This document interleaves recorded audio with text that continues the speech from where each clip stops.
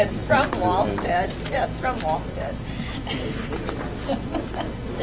Well, I mean, we got We could use the back for scrap paper. January. Don't forget 3 minutes. Better scenes, one's there. Still good today.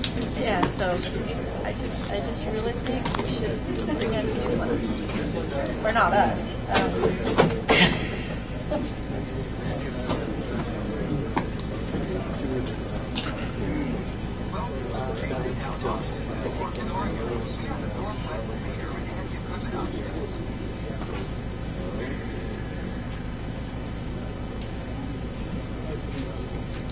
Well, are you ready for this? I am. That is open.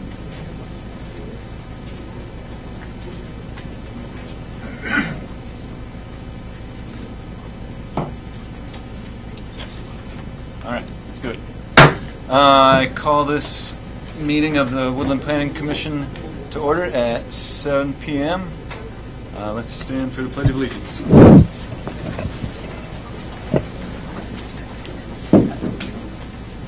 I pledge allegiance to the flag of the United States of America and to the republic for which it stands, one nation, under God, indivisible, with liberty and justice for all. All right, thanks.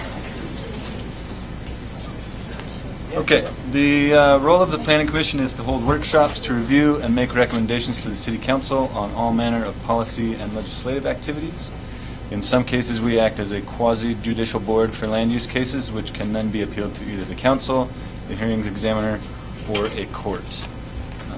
Janice, could you call roll? Connie Taylor, Present. Frank Occhipinti, Here. June Jones, Present. Tel Jensen. Here. Thank you. All right. Next on our agenda is election of chair. I recommend we put that off until the next meeting so that we've got a full commission to choose from.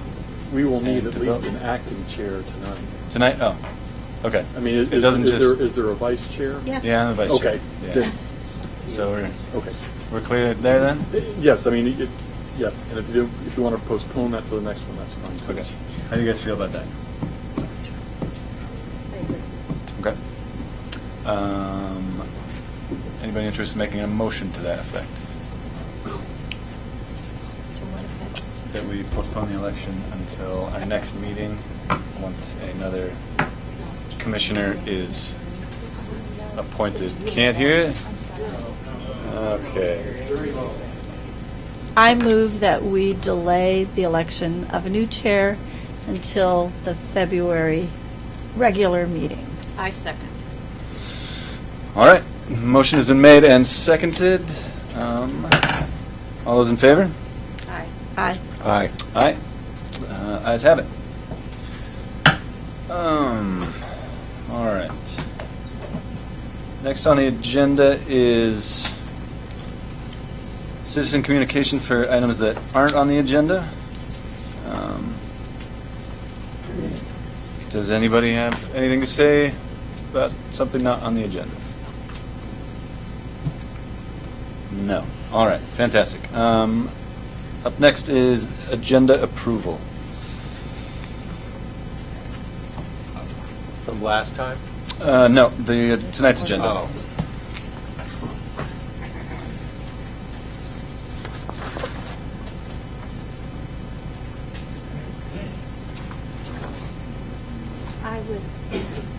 I would like to propose that we move the workshop to the end of the public hearing. We have a lot of people sitting here that have, that need to be heard, and we need to deal with that issue. I think it makes sense to Okay. rearrange the agenda with the workshop at the end. Second. There was not a motion, but I made a motion. Yes. you did? I made a motion. Ah, I apologize. All right. All right. Any discussion? I agree, you got a lot of people sitting here, they should get to go first. Frank?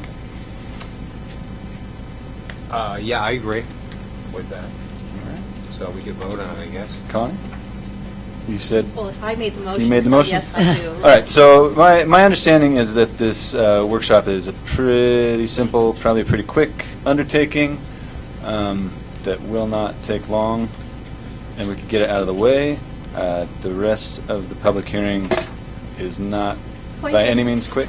Point of order, there's a motion and a second. It Um, has to be voted. We are we're discussing that motion. Yes. Seems fine to me. So, That application's December 21st. You know, it came in later than these other applications. I just think as a courtesy, we should deal with the bigger crowd people. I can go along with that. I understand what you're saying, that that's a small, minor detail, but those things sometimes can take more time and discussion, and so maybe we should just get to the matter at hand and put that at the end. So, my 2 cents. all right. Anything else to say on that? Okay. So we have to vote. All those in favor of amending the agenda to move this SUD 18-001 after the public hearing, say aye. Aye. Aye. Aye. Nay. Ayes have it. We'll amend the agenda.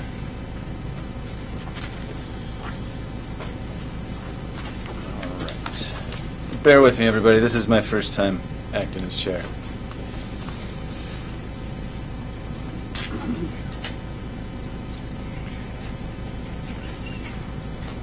Yeah. Okay. Next up is approval of the minutes from our December 20th meeting. I make a motion, we approve those minutes. I need to make some corrections, so Okay. In that case, how would you like to handle that, Chairman Jensen? Normally what happens is it's basically a motion to amend your motion, so you then decide on that, and it either gets voted up or voted down, and then you go to the initial motion, is whether to approve the amendments. Okay, so you can make a motion to amend Frank's motion. So is there you then see if there's a second on the motion to amend, and if there's a second, then you have your discussion. I'll make a motion to amend Frank's motion. What are you amending? It's reported in the minutes that Connie Taylor voted for item 6 when it was June Jones seconded that motion. Oh, yeah. It's just a simple correction.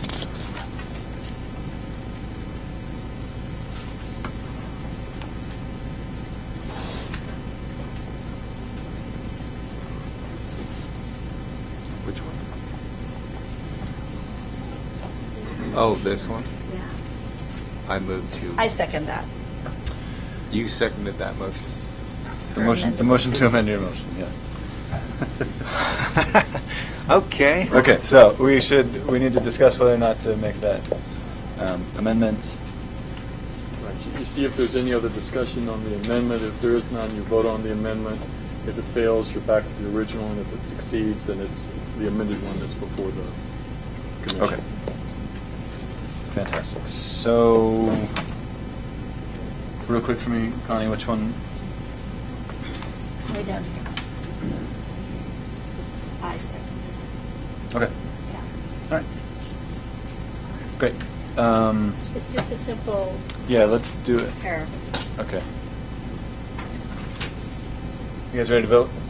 All right. All those in favor of amending Frank's motion, say aye. Aye. Aye. Ayes have it. we have a second for that amended motion? I'll second the amended motion. Okay. Any other discussion about the minutes? Doesn't sound like it. All those in favor of approving the minutes from our December 20th meeting as amended, say aye. Aye. Aye. Aye. Ayes have it. All right.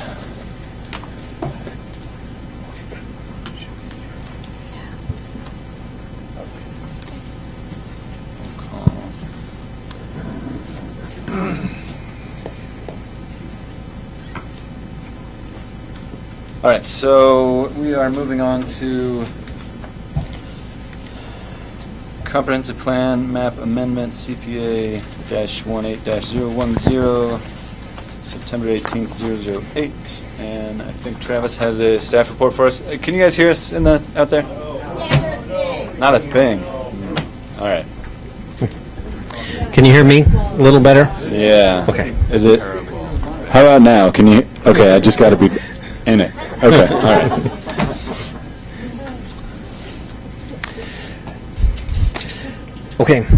Okay. So before I get started, I needed to point out that an issue that was brought up to me by the clerk's office, and that is because of proper public records disclosure, that we should be reading into the record that there are considerations for you to consider, and that is, and I'll read the statement from the clerk's office. Thank you for signing up or speaking at the public hearing. The City of Woodland is giving each person notice as a disclaimer. Please be advised that your name, address, and any information you sign in with or state for the record could be subject to RCW 4256, which is the Public Records Act. Accordingly, records, correspondence, etc., in whole or in part, may be subject to disclosure pursuant to RCW 4256, regardless of any claim of confidentiality or privilege asserted by an external party. If you wish to claim an exemption under the Public Records Act for privacy, you will be required to notify the city and file a motion with the court to seek injunction to seek redaction of the records. The reason why this is important is because we've been receiving a considerable amount of emails about this issue, and they are going into the record, and this is building a public record. So your email could technically be subject to a public records request, and somebody could read your comment and respond to you by email saying they support, or with other nefarious reasons, whether they sell that information, that because it is a public record, it could be subject to a public records request. Therefore, if you do not want your email to be used, or your phone number, or your address, you would need to notify our office, whether that's myself or the clerk's office, just for the record, that you have that right for us to make sure that your email address, for example, is redacted out, so anybody who does a public records request could see your comments, but not your email address. So, Can I ask you a question, sir? Yeah. Are you talking about if we signed in on this list back there, yes. but we don't want our email response at all? Well, so if you don't want somebody who would want a copy of the sign-in list to see who's here tonight, you can contact our office and we would put a piece of tape over it so that that would not be available to the public. If I may, That should have been told us before we signed it. sure. So if you wish to black out your Yes. email, you may do so. All right. So I'm going to open the public record on this. The city is updating the Woodland Comprehensive Plan map to meet the goals, policies, and objectives of the comprehensive plan text by selecting a growth scenario that will allow for the review of pending comp plan amendment cases.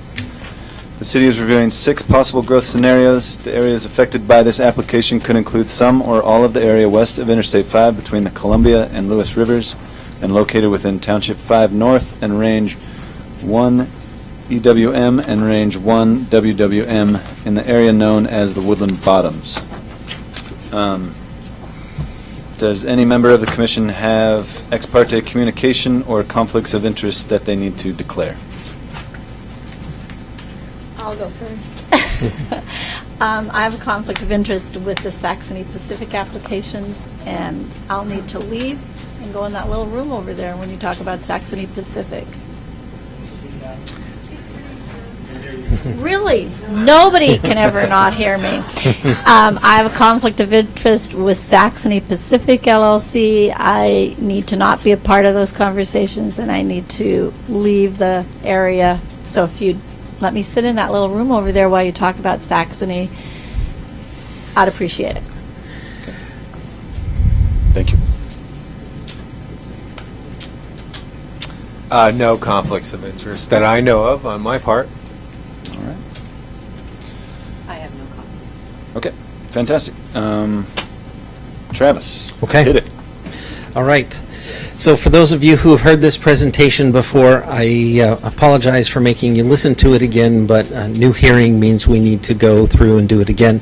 I have additionally added an additional presentation, so if you're patient through the first part, you will learn some new stuff in the second part. So, Frank, thank you. So the Community Development Department, sorry, let me introduce myself. My name is Travis Goddard. I am the Community Development Director for the City of Woodland, and I process the permits specifically for planning.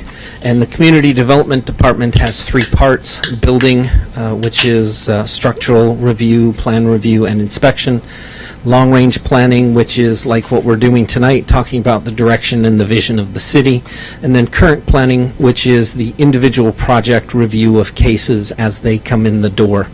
So I'm responsible for kind of all three of those areas and coordinating those. Frank? Thank you. So in 2018, if you take a look at that map, the stuff that is in pink within the city limits, those represent commercial projects that are currently ongoing. The blue represent industrial projects that are currently occurring. And we have about $1.2 million worth of industrial development that occurred in 2018. The pink, the commercial, we had about $11.2 million worth of commercial growth in 2018. And on the residential side, we had 32 units for a total of about $7.8 million. So the commercial is up from about 1.1 million last year, if I remember correctly. Industrial is down from, I believe it was 4 million to 1.2 million, and residential was down from 18 million to 7.8 million dollars. So that's kind of our workload and what we've been dealing with development-wise in 2018. Next slide. Thank you. So the reason why we're here tonight is specifically because we've had 8 comp plan requests, one of them from residential to industrial, 3 of them from commercial to residential. Those are the ones that are inside the current city limits. And we also have 4 requests to expand the urban growth boundary. One of them is for an industrial designation on 43.6 acres of industrial land, and 3 residential requests for approximately 600 acres. And each application will have different impacts to the cities because each one has its own unique set of issues. So the applications that we're talking about in this case are shown in green on this map, and there are 3 of them to the east, or 4 of them to the east side of I-5, and then we have various external applications that include 1 to the north, 1 across from the high school, and 2 of them to the south of the city limits. And so that's what the green represents. Thanks, Frank. So sorry, I should have. Go ahead and click through these. So these are the residential and the various ones.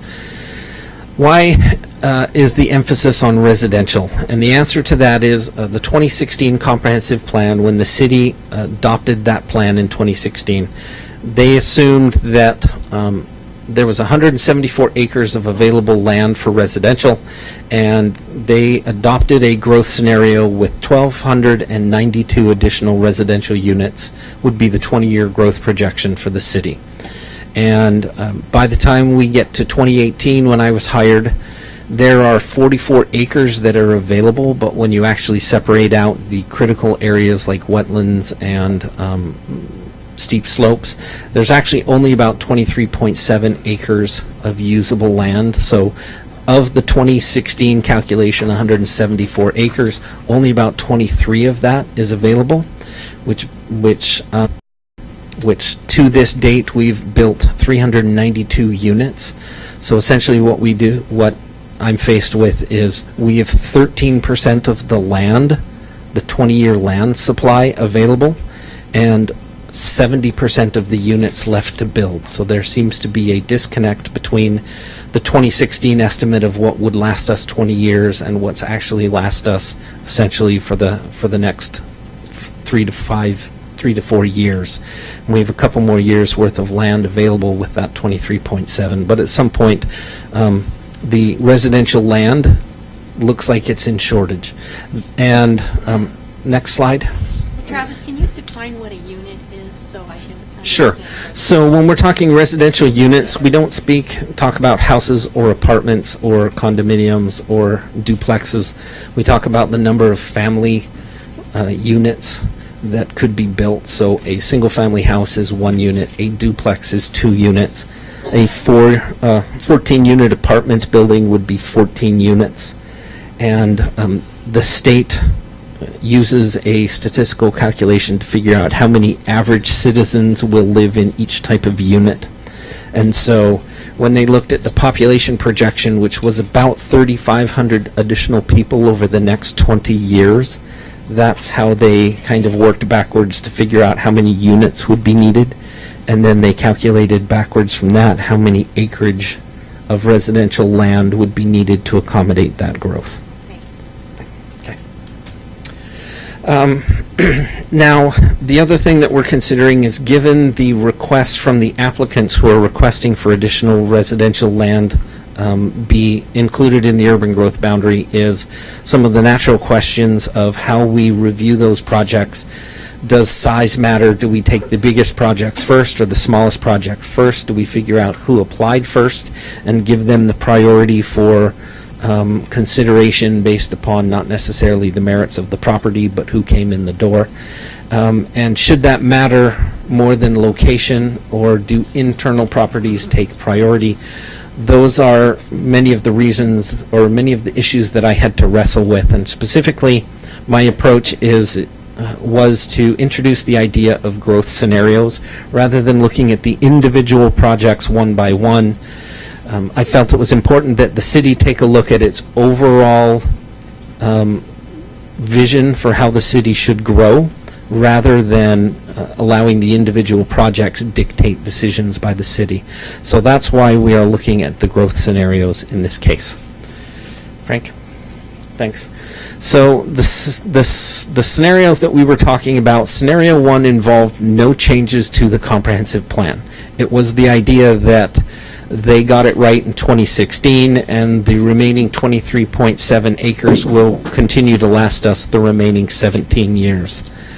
Scenario number 2 is a little bit larger and allows for additional growth, or additional residential growth, by allowing for commercial and industrial land to be converted, in this case commercial land to be converted to residential, to accommodate that additional growth. Under scenario 1, I estimated we could make it 2, maybe 3, 4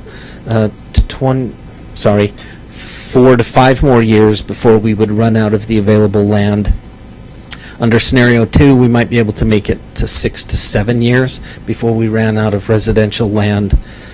Scenario 3, if you could, next slide. So scenario 3 on the left was the idea that we were going to look at all applications, but we were going to pick some winners and losers and figure out who warranted approval and who didn't warrant approval, and try and build a defensible case as to why some property should be included in the growth area and be converted to residential, and why others shouldn't. Scenario 4 was the next larger step, and it assumed that if anybody who applied for a comprehensive plan change, if they wanted to convert their property and develop it residential, commercial, or industrial, that the city should plan for the future and assume that that willing partner will at some point want to become part of the city and will develop their property. So it's an idea that the city should make planning decisions and be prepared to accommodate that growth, whether it's transportation, water, sewer, that we should plan for those impacts so that we are not surprised or we're behind the 8 ball when that growth occurs. Scenario number 5. Sorry, can you back up one? The problem with scenario 1 that readily became apparent, and that is there are a lot of what I've been calling the Swiss cheese holes south of town and across from the high school, that it doesn't make sense for the city to try and pretend that those properties are not going to be interested in development in the future, and that if we are designing roads and we are designing pipes and infrastructure, that we should be prepared for them in the future to potentially ask for development possibilities, and that the city should be making decisions that ensure that we could accommodate that growth in the future, both economically and physically. So scenario 4 would involve a bunch of the Swiss cheese holes, and scenario 5 just assumed that we are going to plan for them, even though they may have no intention to develop, that the city should be making decisions that will save us time and money down the road.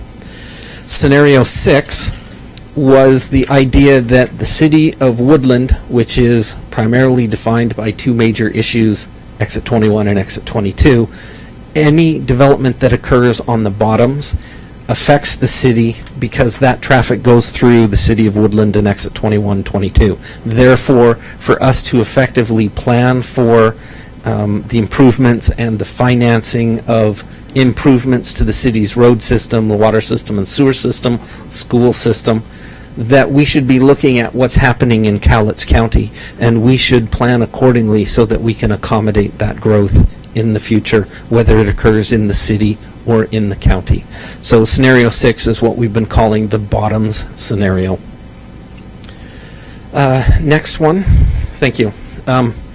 So with this slide, I was hoping to emphasize the fact that in 2016, the city adopted their comprehensive plan, and the assumption at that time was that the city has enough commercial land to accommodate 2,480 jobs, and we have enough industrial land to accommodate 2,192 jobs.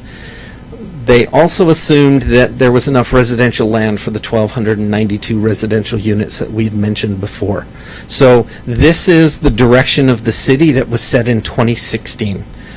Next slide.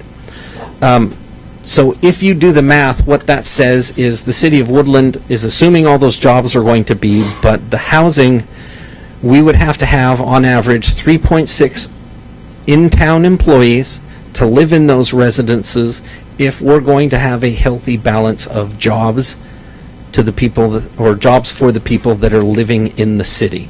And the average single-family home has about 2.9 people in it. So in other words, we envisioned that there was going to be a lot of external commuters as opposed to preparing ourselves for a bunch of people who live and work in Woodland. Next slide. And that's what I was getting at. The idea is if we don't have enough housing, all of those jobs are going to be filled by commuters, which is going to have a direct impact on our transportation. Next slide. Thank you. And so the catch-22, of course, is if we have more traffic or more homes, there's going to be more traffic. But we already know that we're going to have a lot more jobs, which means there's going to be a lot more traffic. The question here, and that we're trying to explore, and that is, if we can build more housing here, or if we build more housing here, can we get some of those commuters to move here and live here and be part of the community, as opposed to just expecting them to go home at the end of the day and arrive in the morning and use our roads and our exits without living in the community.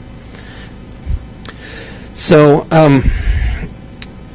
what's in our future? How many cars could be on the road? The 2016 comp plan projections, actually you can do, I think, 3 more clicks.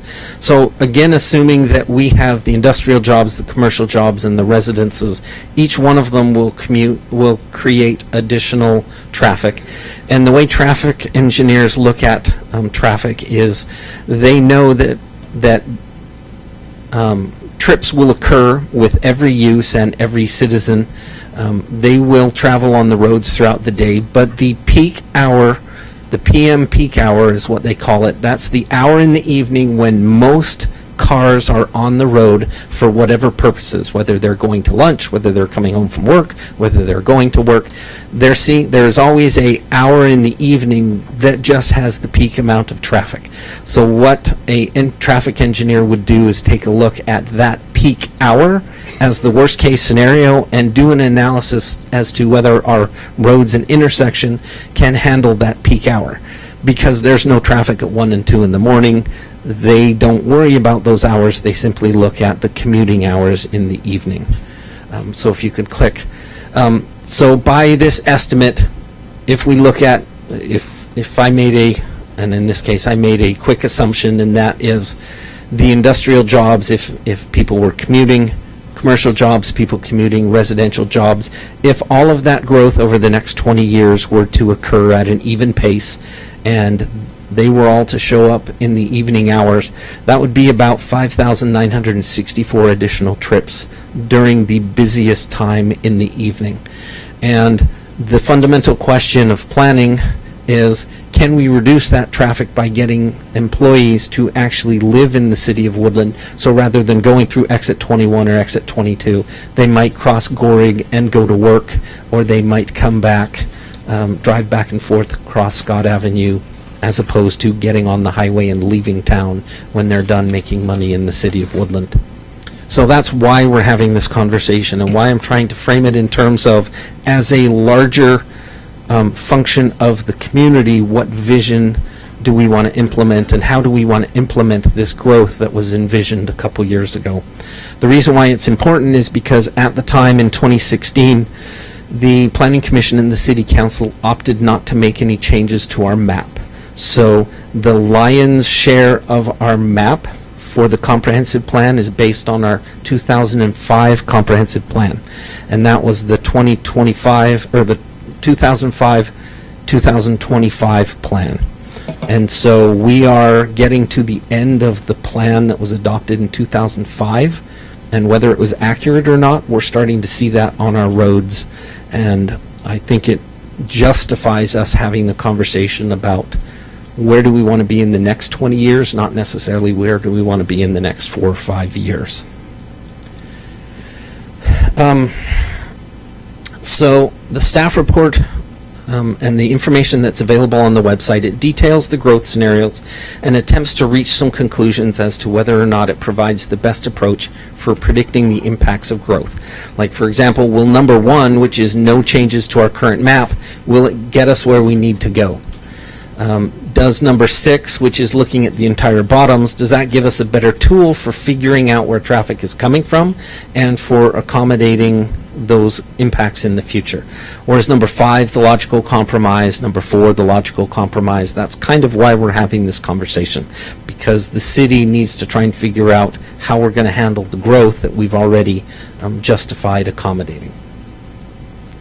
So, in the staff report, the original staff report for the December 25th discussion, staff had recommended scenario 6, which was the entire bottoms, that the city of Woodland should consider any kind of impacts that occur in the bottoms in order for us to plan for the impacts of that growth.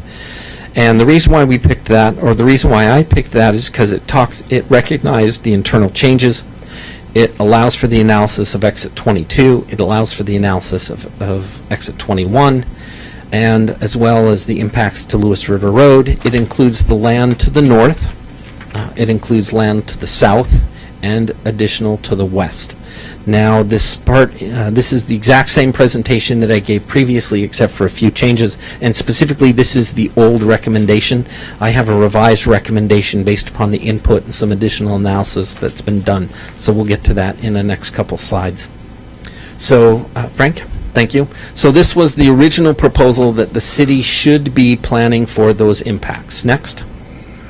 So, the comments that were received, there were several considerable comments that we discussed at the last meeting. One is Cowlitz County had some land use questions, the utility and city service questions, and county resident issues. So the land use questions, or the utility and city questions, I have more of that in an additional presentation, so we'll get to that. The other issue that was brought up, besides the public input and the general comments that we've received, is specifically some traffic or some Department of Transportation comments. So what they had mentioned is they would like the city to perform a study on all 6 scenarios, whether it's no changes, all the way to exploring the bottoms. They wanted us to do not one analysis of our current planning situation, but they wanted us to plan for all 6, figure out which works best for the Department of Transportation or the Exit 21, Exit 22, and then make our decision based upon not necessarily the vision of the community, but specifically the impacts to the Department of Transportation exits. So that is in the record, and I'll cover that a little more later. So next slide, thank you. So the public input to this point, or to the point of the December 20th meeting, was we had done 12, or I had done 12 public presentations from the school boards to the various fire districts and Chamber of Commerce and various different organizations, anybody that I could get to host me. We had a conversation about growth and growth scenarios. We had 5 open houses. We had more than 100 individual contacts up until December 20th. That number is probably more like, including emails, is probably more like probably in the neighborhood of 350 to this point. Also, we had 34 surveys. That number was up to 57, and so that is still climbing because I continue to receive additional surveys.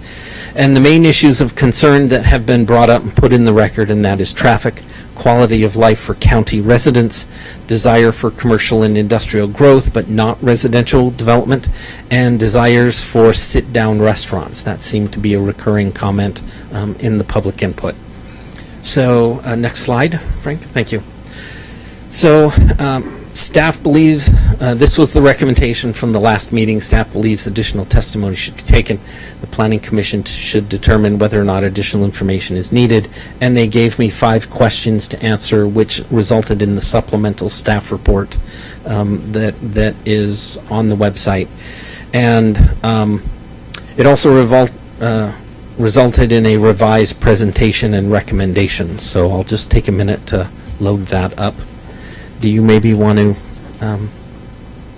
you okay with me just doing that real quick? I'm not sure. How long are you going to talk? It's going to be a while. You need a break? Well, no. I mean, I've heard all this, and anybody who's interested can find this information. Is there anything new that you're going to present here? Okay. Because otherwise... So it is available on our website, yeah. So I have some additional... Can you get to the points Okay. that we haven't heard? Because Okay. this is frankly really tiresome. The reason why we have to do it... Yeah. What? Well, I've heard... What I'm saying is I've heard it 10 times. Yeah. So the reason why I'm doing it this way... I'm just trying to save the people who have heard it. If you want to hear it, that's fine. Yeah. So the reason why we're doing this is it was brought up at the last meeting that there was an error in my email address. And so my email address had to be corrected because there was a concern that there were citizens who could not participate in the public hearing process because my email was wrong. And so we did a brand new notice, and this is officially the first hearing of the notice that was publicly published. So we have to establish a whole new record is the answer to that. So this isn't a continuance of the... It is not. The continuance was to January 10th, and that meeting was canceled. Yes. So this is a brand new hearing and a brand new record. Oh, Fantastic. Thank you, Travis.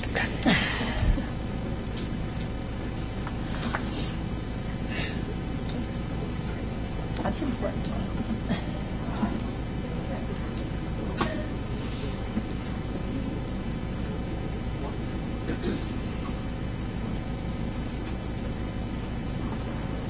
So Travis, what happens to the testimony and the comments made from that first one? Are they still on the public record? We will enter it into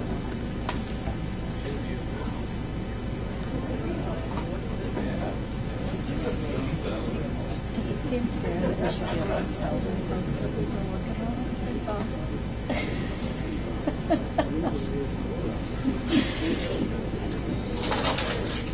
kind of, No. I've sat on the other side sometimes. I've sat on this side. I'm very sympathetic to the fact that it isn't a fun country. People are, it's important. Okay, so Frank, can you go to the next slide? So some of the issues that have been raised up to this point include questions about whether or not the city has adequate capacity for water and sewer. And what I had emphasized at the last meeting is that the city did this analysis in 2016, and the city adopted the growth projections that it did based upon the fact that there are studies and information available that show that the city can accommodate that growth. And so I'll kind of go back.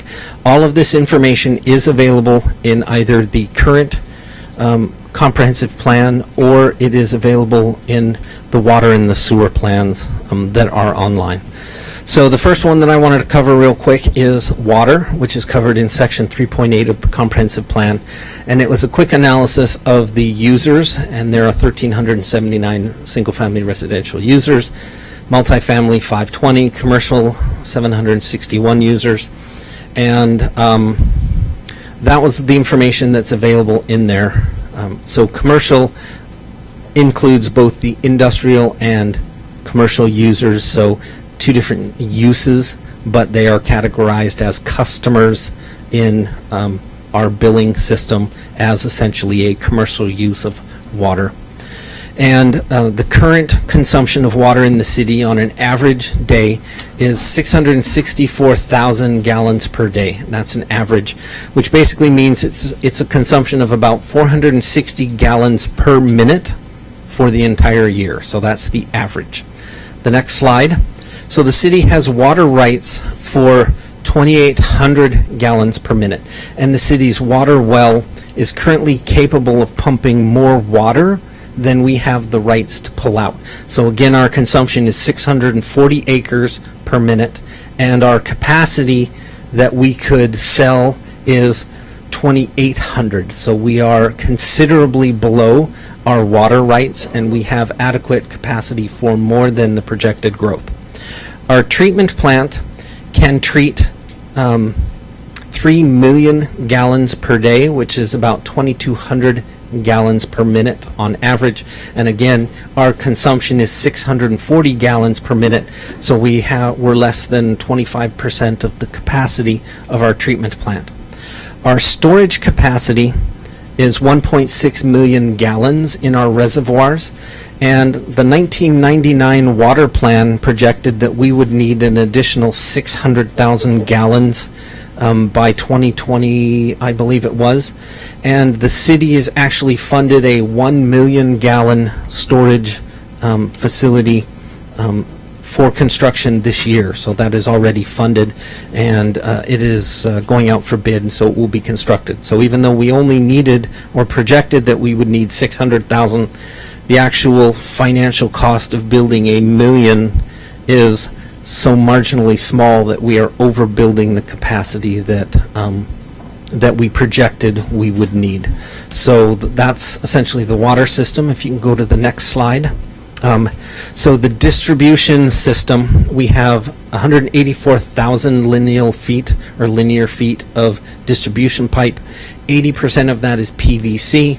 7.9% of that is AC pipe, asbestos concrete.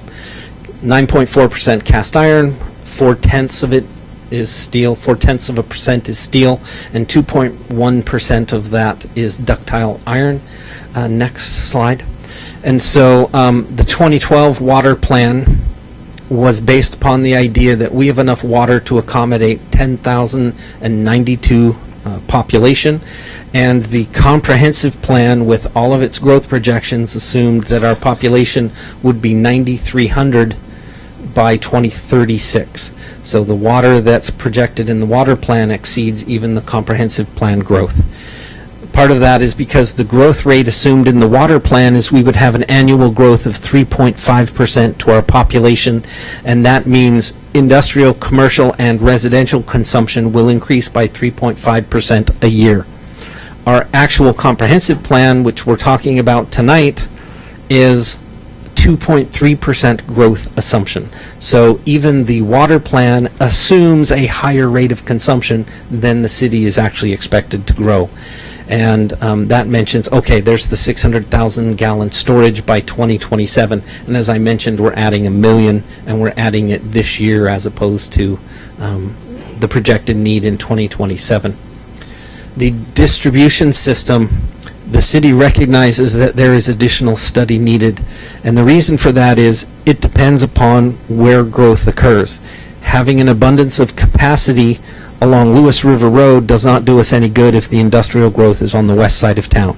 Or having additional capacity in the industrial area pipes will not help us if there are residential growth, whether it occurs north of town, east of town, or south of town.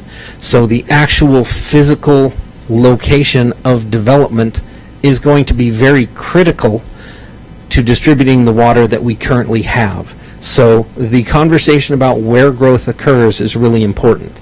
Whether we're planning by the 2005 model that says we are not going to grow physically, but we're going to have all these extra people, that is not a very good planning tool when it comes to water, because people who move here and businesses that move here, they are going to use water. For us to use a old map and try to plan for future water growth or needs, there's a disconnect there, just like there's a disconnect with our residential land supply. Next slide. So there's a couple other issues that we need to bear in mind, and that is 10 years ago, the city's water system was near bankruptcy.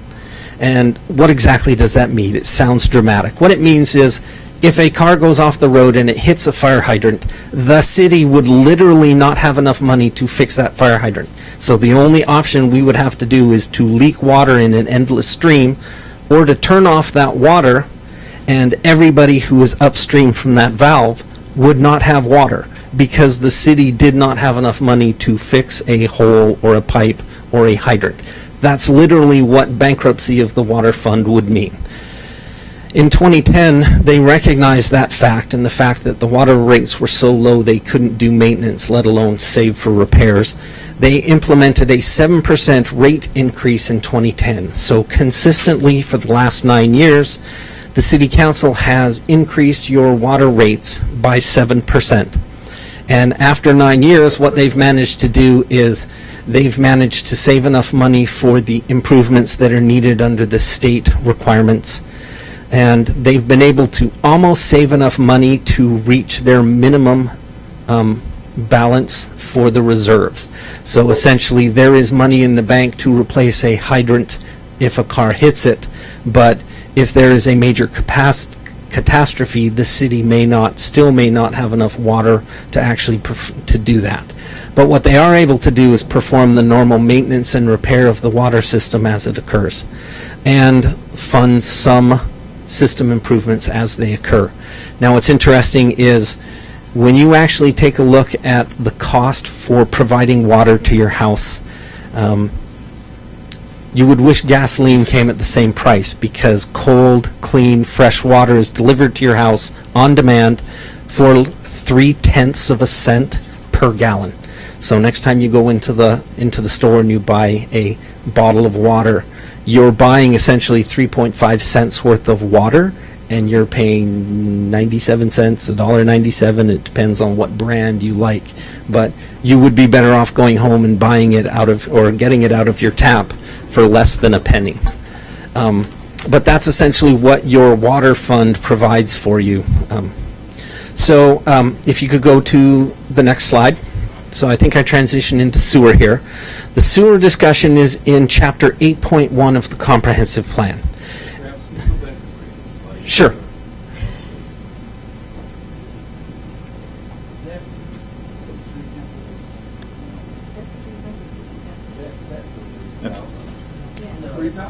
That's 3 thousandths of a dollar is 3/10 of a cent. Yeah. 3/10 of a dollar. That is correct. So you would need to use 1,000 gallons to cost you $1. $3. Yeah. Yes, that's not an error. That is an actual measurement of the water that's delivered to your house per year. Yep. Yep. Yeah. All right. Yeah.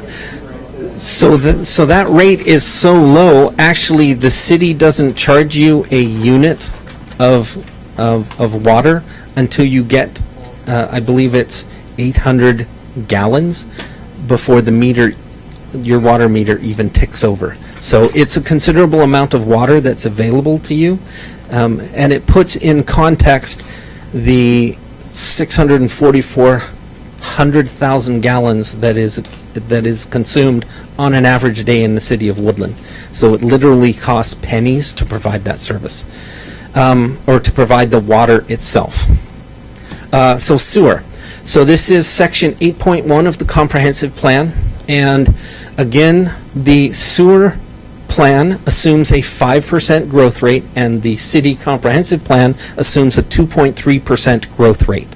So even though we think that there is a lot of growth built into our comprehensive plan, the actual infrastructure is geared for a lot larger growth for a longer planning term. And the sewer treatment, or the sewer plan assumes that there's capacity for a population of adequate for 12,089 people. So we actually have more sewer capacity than we have water capacity. And again, our population projection for the next 20 years is 9,343 citizens by 2036. And that's commercial growth, industrial growth, and residential growth for that many people. The sewer also has a measure that's in the comprehensive plan where it talks about there are 1,933, according to the 2013 numbers that were available when they adopted the comprehensive plan, that we use about 1,933 equivalent residential units. So the average house, if you convert industrial to residential consumption, that's how many units of sewer that we produce. And the projected demand for 2023 was 6,188. So we could triple our current consumption, triple our current population, which would actually put us around 18,000, and we would still have enough adequate capacity in parts, or we have planned for the improvements that would accommodate that much growth. So the city water and sewer is adequately prepared for growth. So this should answer the question that came up multiple times last meeting. Next, thank you. So on the sewer side, we have residential users, single-family, multifamily. 71% of our users, or 78% of the people who pay bills, are single-family residential units. 4% of them are multifamily units. Commercial units are about 17.5%, and the actual number of industrial users of the sewer is less than 0.4% using our sewage or our sewer treatment plant. The numbers that you see on the right, I need to qualify that. So it looks like the single-family residential uses considerably less. The multifamily uses or produces considerably more sewer, and the commercial uses considerably more, and the industrial uses significantly more. Part of the problem that I have, or the comprehensive plan has, when I've looked through the data to figure out why that's occurring, is when they look at users, certain uses like RV parks or mobile home parks are considered to be residential uses, but they are charged a commercial rate. So some of that commercial use is the result of an RV park, whereas the RV residences or the mobile home residences are billed as residential users. So there's not an apples to apples comparison here. It's more of an apples to oranges. So don't get that upset by the second, because a portion of that, now whether it's 2% or 80% of that error is built into there, I don't know, because I haven't been able to reproduce the numbers that they used in 2016. So just be aware that our users are spread throughout the community and they're using different amounts. You could have one industrial user that uses a ton of water and produces no waste. Or they could use a little bit of water and it goes right back into our sewer system. So there's no way to judge exactly how that works with the information that I have available in the time that I have to do this map update. I'm going on the assumption that in 2016, there was sound reasoning and it was legally justifiable. And the reason why I'm going on that assumption is none of you, none of the environmental groups, none of the legal players who were able to appeal the city's comprehensive plan as invalid, none of them did. So it made it through all of the procedural and legal hurdles to meet the state standards for adoption of a comprehensive plan. So therefore, I've gone on the assumption that those are correct based upon the plans that I've been able to read. Next one. So the sewer collection system, the reason why I put this in here is because it's part of the the sewer plan, is it shows the length of pipe and when it was placed. So we have a significant amount of pipe that was placed in the 40s through the 70s, and then we've had the lion's share of it installed in the ground since the 1980s, and actually the majority of it has been installed since 2000. And the bad news is that the old stuff has a expected life expectancy of about 38 more years, and that was 1999. So it has an expected life of less than 20 years, and it is more likely to be part of the problem, and that's the existing problems not related to growth. And then on the other hand, the majority of the pipe has been installed within the last 20 years, and it is a 100-year lifespan, so it's going to be 80 years before there should be significant problems other than an occasional leak, but the structural integrity, theoretically, of that pipe should be sound. Next slide. Thank you. So in 2011, the city underwent, as a part of this discussion about increasing the rates and is it justified, they went through and did a little camera through almost 78% of the city's sewer pipes. And what they found out is of the pipes that were in the ground in 2011, 25% of those were deemed in poor condition. And 5.56 of the connection points were found to be broken back in 2011. That was part of the justification for these increasing sewer rates, because at some point the city is going to be responsible for getting in and replacing those pipes and fixing the connections that are currently just leaking, whether it's mini little leaks or whether it's big leaks. We have to do the maintenance regardless of the size of the leak. So that's part of the reason why the city has continued to increase its rates. And it's not growth related, it's actually maintenance that was avoided as far back as the 40s when the initial pipes were installed.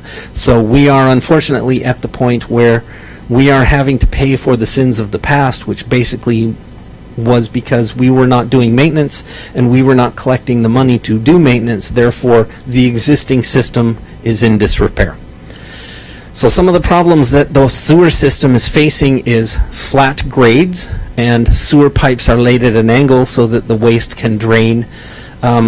Reverse grades, meaning that it's going in the wrong direction, or it's sagged or sunk, so that until the pipe builds up so much waste in it that it actually spills over the hump. Sagging, poor lateral conditions, those are some of the problems that the system is currently engaged in. And generally those those problems are occurring like Huffman, Dale, Gorrig Street, the downtown areas, a lot of the stuff that was installed in the initial round of sewer installations. And there's also significant backups due to rags and grease, people, making hamburgers and pouring that grease down their sink. You run hot water and it goes out of your sink into the pipes, but it doesn't make it past the sewer system. So as a result, there are areas in our system that have, it might be a 6-inch pipe, but it may only have, a 2-inch orifice because there's so much grease that's clogging it. And then you add the occasional diaper or wet nap and it quickly clogs up, and the public works staff has to go out and fix that. So when we talk about bankruptcy of the sewer system, what you have is sewer system clogs, where the city has to turn off an entire street's water because every time they flush the toilet, it backs up into the neighbor's bathroom because the pressure in the pipe and that additional water, it backs up. If you're the lowest person next to the clog, they know exactly where the clog occurs because, the house right in front of it, they've got sewage on their bathroom floor, they can tell exactly where the pipe occurs. So that's kind of why the city understands the problem, and they recognized it in 2011, apparently, or 2010. So apparently there were some incidences that led to this discussion. Thank you, Frank. So the city has 14 lift stations, and it is projected that those 14 lift stations can handle the projected 2033 flows. And the reason why 2033 is used is because the last sewer update was in 2013, and their 20-year projection was population and flows. So there are 5 stations that need to be replaced, one of them in 2020, one of them, or 2 of them in 2025, and 2 of them in 2030. So we're reaching capacity in some of the pump stations, and a replacement of an existing pump, whether it's to age or capacity issues, it costs about $341,000 to replace a pump station. And if you're familiar, or you may not be familiar with sewer, what essentially happens, you flush your toilet, it goes into the main line, and the main line gravity feeds to the lowest point in the system, at which point a lift station takes that sewage and pumps it to a higher pipe, so you have a manhole with the intake at the bottom, and as it fills up, it lifts that sewage to the top pipe, and it begins to flow downhill again to the next station. That's the function of a lift station. And so a lift station, to build a lift station or to install an additional pump to enlarge it, is about $341,000, of which about 10% of that is what it costs, maybe $30,000 to $50,000 depending on the sizing. It only costs 10% to actually make it bigger than you need, so it actually is very efficient for the city to plan for growth, because it only costs us 10% now, $30,000 now, as opposed to 5 years from now, depending on where growth occurs, and bearing in mind that we really have no idea where growth is going to occur on the residential side. It could cost the city $340,000 later or $30,000 now. So this conversation is very important, not only for water and roads, but also for sewer. Next slide. So this is actually available online as well. It represents the various lift stations that are on the city's system, and there's essentially one lift system on the east side of town up the Lewis River Road.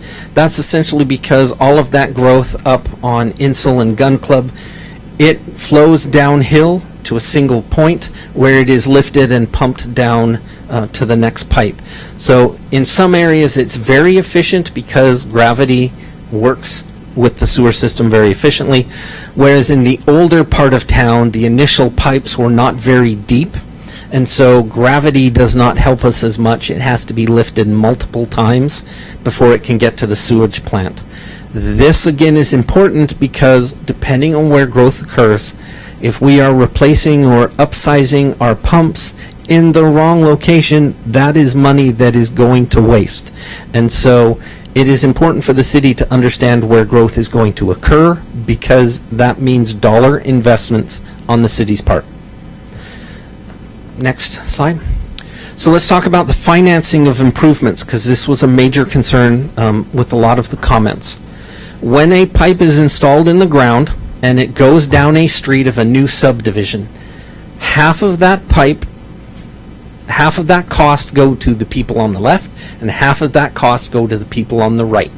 So the developer is responsible for installing that pump or installing that pipe, and if it costs, let's say it costs $100 for 100 feet of pipe in front of each lot, $50 would go to lot number 1, and $50 would go to lot number 2, and that's why lots are so expensive. So in addition to that, the developer installs the water pipe, and they call the city and they pay the city to inspect that pipe. And the city goes out there, and if it's not built to city standards, we make them tear it out and do it again so that it meets city standards. Once it meets city standards, they give it to the city and it becomes city property.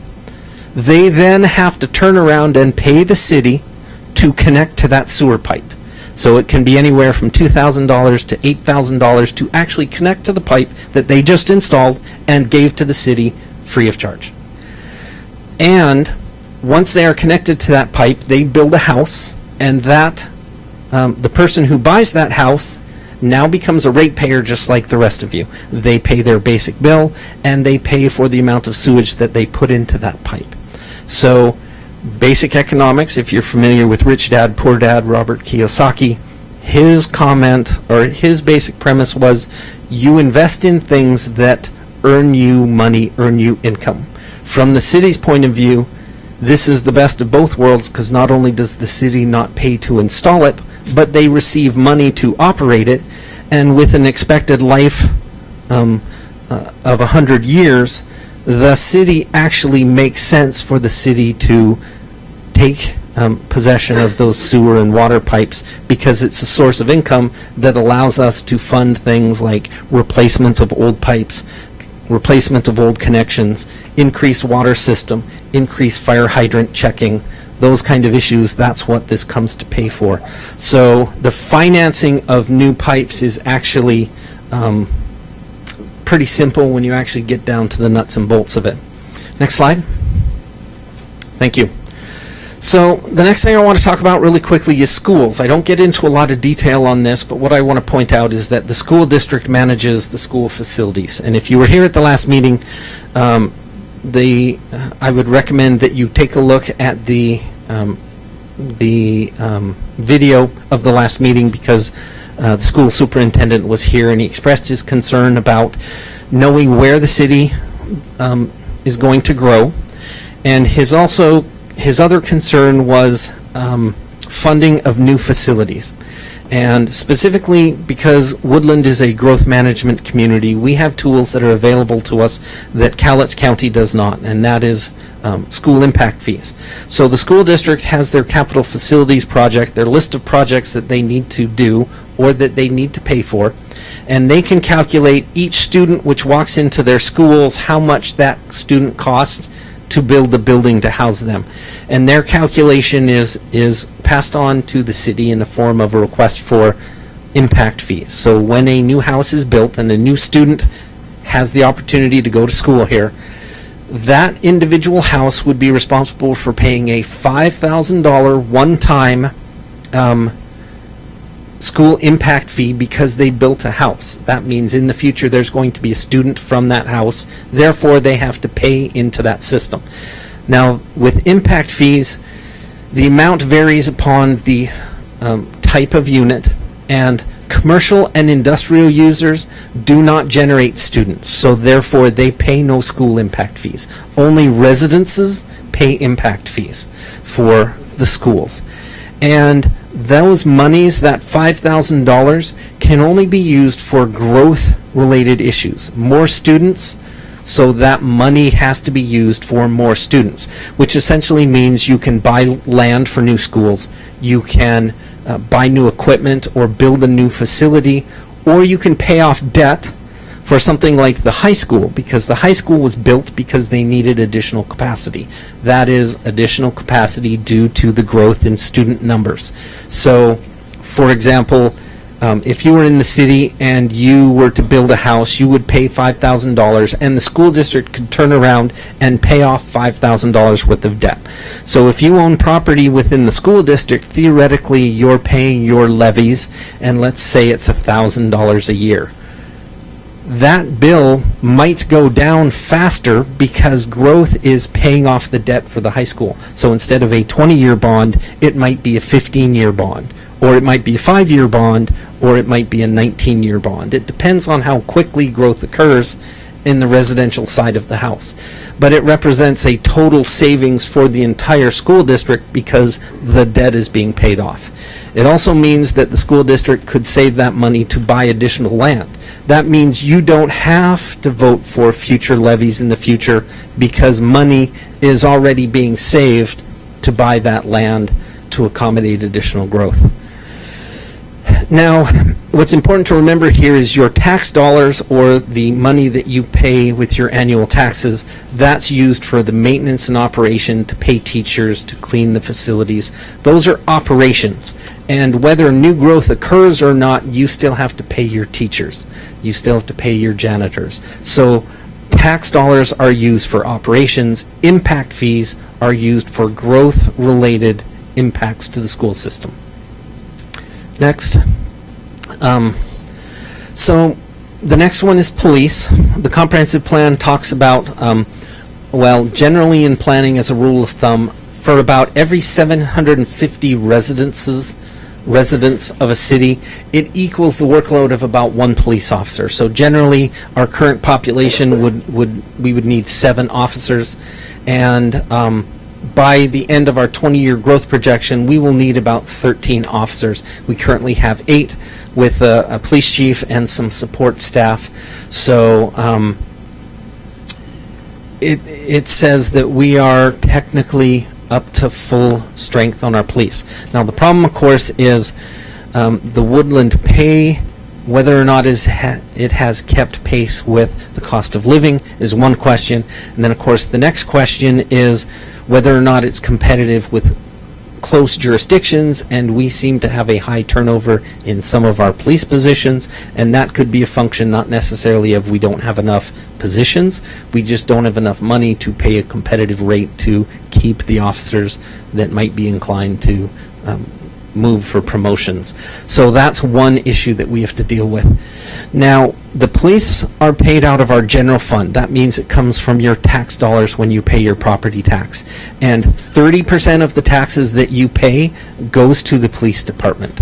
And so to give that a rough number, you can go home, take a look at your tax bill, figure out what goes to the city, and I'll discuss that a little later to give you some rough figures.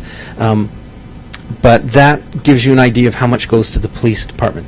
Now, the one thing that was interesting, and that is, as the citizens of Woodland pay their police officers, because of our location, whether it's upriver or close to Clark County or close to I-5 or close to the bottoms, there are situations where a county citizen calls 911 and says, "My husband is having a heart attack." And the sheriff, who may be in Cougar or Ariel or Kelso or Woodland, they may not be able to respond in time. So the way emergency services work is the closest available resource will respond, and 5% of the city's calls occur in Cowlitz County.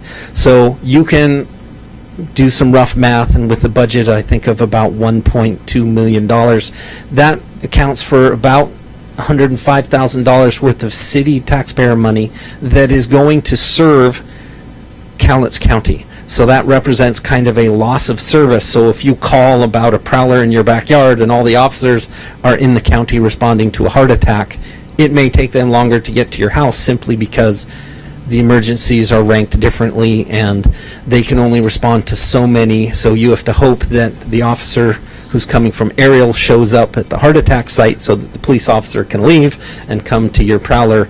So they're constantly juggling. And the reason why I bring that up is it looks like we have extra officers because we need 7, but if we are truly serving 10,000 people in the area around Woodland, our officers might be understaffed because we respond to Clark County I-5 accidents or Cowlitz County. So it's not as simple as a straight analysis of how many people do we have, how many officers do we need. Next one. So fire. So we contract through Clark County Fire and Rescue. They are also paid out of the general fund, and we currently pay them 30% of our tax money goes to the general fund, or comes out of the general fund to pay for fire services.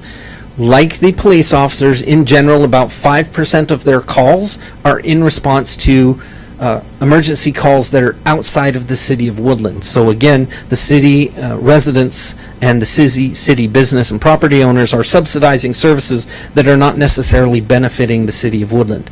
So it gives you an idea of why this is an important conversation, because if we are going to accommodate growth, we need to understand not only our needs in the future, but what's happening in the counties that is affecting us, because historically that bleeding has started to get more and more and more.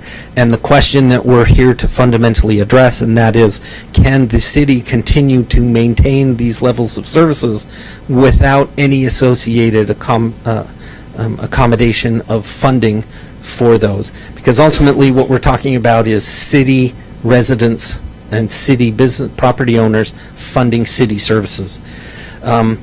So impact fees, we have impact fees for fire. They are equivalent to 51 cents per square foot. So if you build a 1,000 square foot building, you would pay $510 of impact fee. That goes to pay for, again, capital related expenses, whether it's new equipment or paying off debt for the fire station. That's what that money is used for. It has to be associated with growth. So if we need a ladder truck, we have to buy that with growth impact fees. We can't pay our firefighters out of that growth impact fee or the impact fee money. Next slide. So parks. Yeah, sorry, back up. So is that a 1530 flat rate for a single house? Flat rate for a single. So it assumes about 3,000 square foot house. Yeah. Oh, commercial. Yeah. Commercial and industrial pay the per square foot. The bigger the building, the more there is to inspect, the more there is to do plan review on. Next slide. Thank you. Okay, so parks. Parks is another example. The plan calls for several small pocket parks, but we have enough acreage of parks based upon the size of the city. The problem, of course, is in 2016 they called for $11.4 million worth of spending by 2020. And it's 2019, and I can tell you that we haven't accomplished any of that spending. Maybe $50,000 worth of park expansions has been actually accomplished.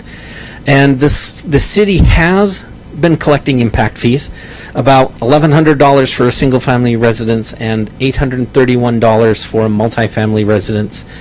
But we do not collect park impact fees because commercial and industrial users generally don't generate additional park demands. So the costs for our parks are borne directly by our residents and property owners. And the revenue in impact fees since 2016, so all of the growth that has occurred in the last 4 years, we've collected $72,000 worth of impact fees, which explains why, we've replaced some bleachers at Horseshoe Lake Park, and we have enough money to mow the lawn, but we don't have enough money to plant shade trees or install a splash park. It's because growth has not been keeping up with our projected spending. So as a result, our parks are continuing to get minimum amount of maintenance necessary. And the other bonus that we have, and that is Rotary is working on the Scott Hill Park. Whether you love it or hate it, the reality is eventually it'll be turned over to the city. Whether or not the city will be able to afford to maintain it and empty the garbages and mow the grass is a whole nother question, because currently the infrastructure is already straining the park budget, and the park impact fees, again, cannot be used for maintenance and operations. They can only be used for growth and new equipment and new acquisitions. So the city is in a situation where we have $72,000 to buy a park. We just don't have enough money to maintain it if we bought it. So it's another quirk of the funding. So Parks is in Chapter 7, so if you want to know what they envisioned they would get for that $11.4 million in the next couple years, you can find that in the comprehensive plan. Next slide. Okay. So now we're going to get to the meat and potatoes of what everybody is probably here to talk about, and that is traffic, transportation. So the 2015 strategic plan that was adopted by the city, there's a great quote in there from the Public Works Director, and he said, "I estimate the city could spend $500,000 a year for the foreseeable future on overlays, chip seals, crack sealing, and still not meet our maintenance needs." And if you could click, Frank. And then there's a chart of funding. And in 2011, we spent $62,000. In 2012, we spent $253,000, $140,000. I couldn't find the numbers in short order for 14, 15, 16. But if our stated goal was $500,000 because that's really what we needed and we still wouldn't keep up, we were already woefully behind just in the time that I was able to find the information. In 2017, we spent $285,000, but that was to do the resurfacing of Old Pacific Highway, and we essentially spent all of the city money, even our reserve funds, our pothole patching money, spent that on the Old Pacific Highway resurfacing. And so we essentially spent the entire wad on Old Pacific Highway. In 2018, we spent $125,000, and a good portion of that was actually part of the $180,000 that we've collected in the last 5 years for traffic impact fees. So if you're wondering where your impact fee money is going, it's out there on the road, and we've spent more in the last year than we have in the previous 5 years, and if you don't see it, I'm not surprised, because there's not a lot of money there. In the 2019 budget, they had requested $200,000, but the only amount of money that was available for spending in 2019 is $90,000. So what they're hoping is that we will be able to contract with Cowlitz County to get them to bring in their oil truck and their gravel, and we can do some more chip sealing. So if you're familiar with chip sealing, it's basically a gravel road where they spray down tar, and then they put gravel on top of it, and as you drive over it, it pounds the gravel into the tar, and it essentially pretends it's asphalt, but it's not really asphalt. And 60% of the city's roads are chip sealed. They're essentially glorified gravel roads. And so when you're wondering why they're breaking down, it's because they're not really paved roads, and we never built them to be paved roads. We just continue to fall farther and farther behind on our chip seal, our pretend paving efforts. And that's what it would cost us, $500,000, to actually stop pretending that we're fixing the roads, but to actually fix the roads. Next slide. So how the city handles transportation funding is we have what's called the TIP, the Transportation Improvement Plan or Program, and it's a 5-year plan. And the 2017 plan had $225,000 for I-5's South and Pacific, 4 street overlays of where we would actually grind out and replace those with actual asphalt. And that's $1.5 million.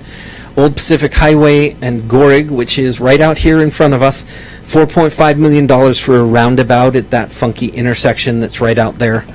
$9 million for some exit 21 improvements.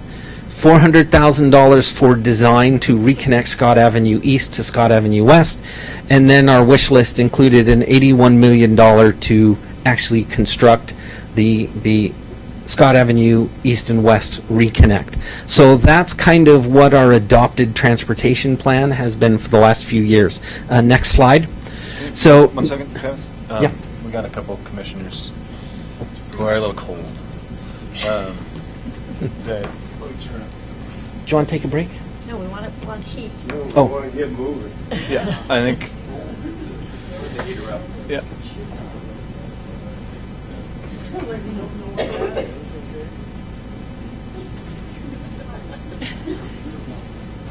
All right. Thank you, Travis. Hopefully relief is on the way.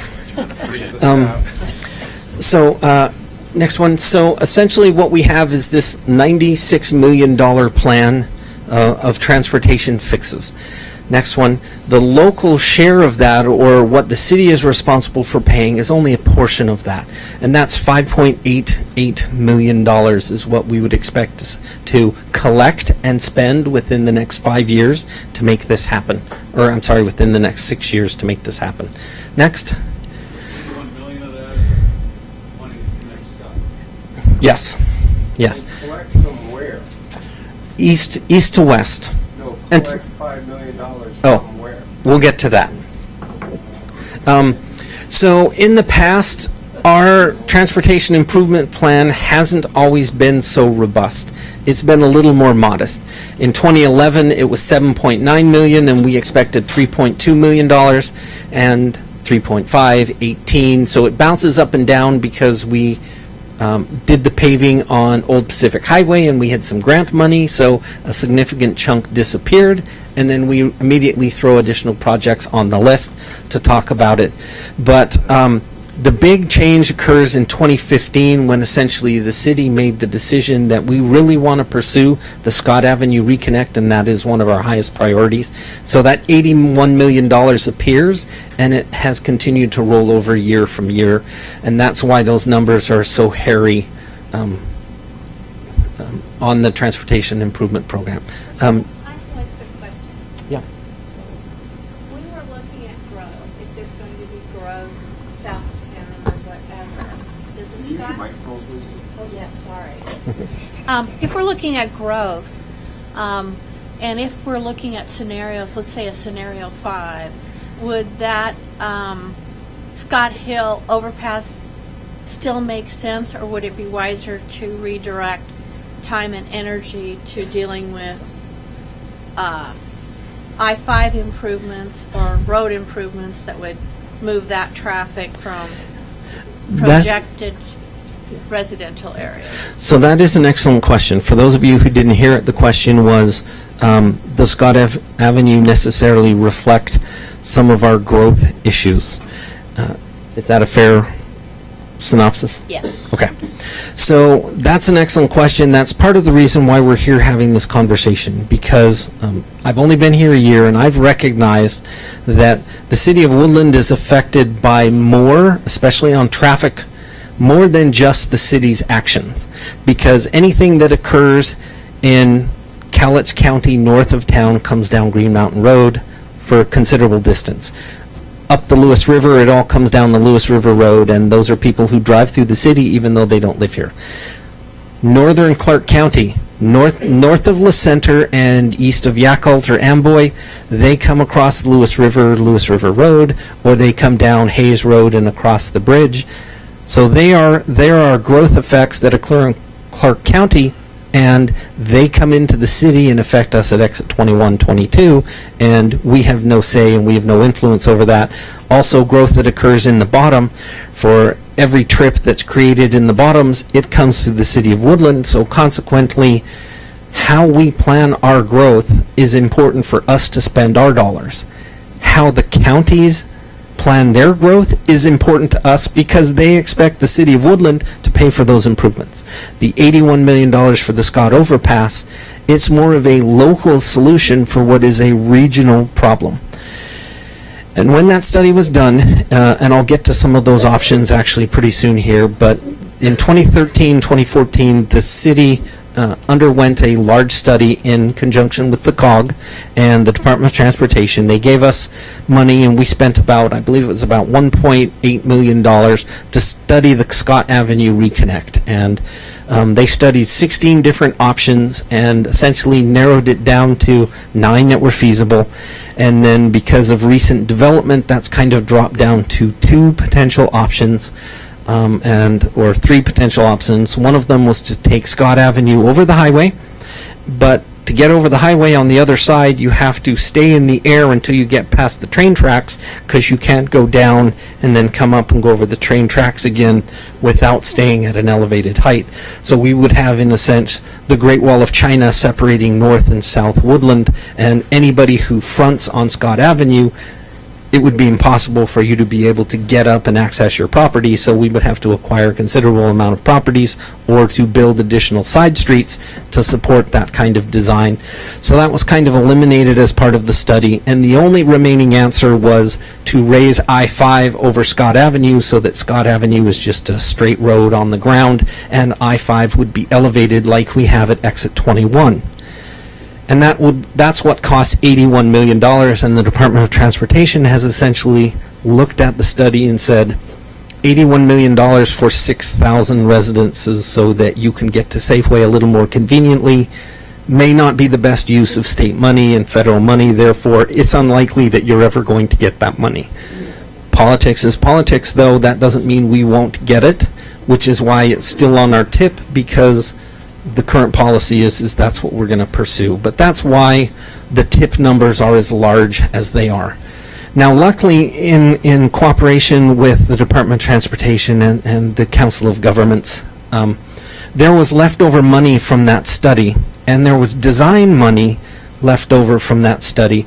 And what the Department of Transportation has allowed us to do is to take that $800,000, and we are now moving in 2019 to study exit 21. And so there are some options that we're still trying to explore, because they recognize that taking back that money because this project is not going to happen won't solve our problems. They're trying to help us take that next step and do the analysis. But again, to get back to Commissioner Taylor's question, will that help us in the future? if we do not know where our growth is going to occur, it is going to be very hard for us to look at Exit 21 and to fix the problem, because we are admiring past problems. The problem we have out there, we can spend $1 million studying it and explaining why it's happening. I believe it's a better use of the city's funds for us to take a look at what's going to happen in the next 20 years and to factor that into the study so that we're fixing tomorrow's problem while we're fixing today's problem. Next slide. So the other thing that the city is doing is we started last year with kind of a new approach. So we recognize that that 6-year program is important, but our map only had 7 or 8 projects and several studies, and so it looked like we had literally no plans in place for future transportation improvements. And the Department of Transportation theoretically looks at us and said, oh, we don't need to allot money to Woodland because our vision is so small and we are not planning for growth. We don't need to spend money there because it's not going to go anywhere. So this year what we decided to do is we started to have a general conversation about what are the small projects that should be on that list that will cost us $200,000, $400,000, $1 million to actually fix problems that are occurring today while we're waiting for our $81 million lotto ticket to hit the numbers and for us to get the $81 million we need. So what we did is we went through an exercise and we added 24 additional projects to our list so that we can make small fixes with the small dollars that the city has to spend. So what we did is $3.2 million for the project out front is still on there. Instead of expecting improvements, we are doing a study to figure out how we're going to put together a partnership with different agencies and Clark County and Cowlitz County and the COG and other organizations to fund improvements to Exit 21. We've also added pedestrian improvements that we got grants for. We managed to use the rest of our impact fee money, and we have grants to install, to replace Scott Avenue on the other side of the highway, essentially from the exit all the way to Sherman Avenue, so that'll be improved. We're also going to be placing a sidewalk from the intermediate school down to, I believe, it's Gun Club Road, and then the second phase of that will put in a sidewalk to the roundabout. So we will be able to have students who actually walk along Lewis River Highway on an actual sidewalk that is paid for by the impact fee money, because those are new students who are walking that are in the community. So that's kind of what your impact fee dollars are paying for. The problem, of course, is the 24 other projects that we've added to this list, they're not currently funded, and we haven't done the work necessary to kind of figure out what they're going to cost and how much we have to do. So, next slide. So the local share of these projects right now is about $4.7 million. So the number is going down because we are successful in getting grants. And frankly, the reason why we're successful getting grants is because we have not gotten money in the past because our organization and our planning has been so bad that we often don't score high enough on the planning scale to justify organizations spending money in our community. So we're trying to change that, and talking about where our growth is going to occur is a function of helping us get additional dollars to fix our problems, current and future. Megan? Okay. Okay. Next one. So let's talk about what this really means. Actually, if you could click a couple more times. So the $4.7 million over the next 6 years is $784,000 is what we would realistically have to spend per year to implement our vision, our current plan, plus the $500,000 a year in maintenance.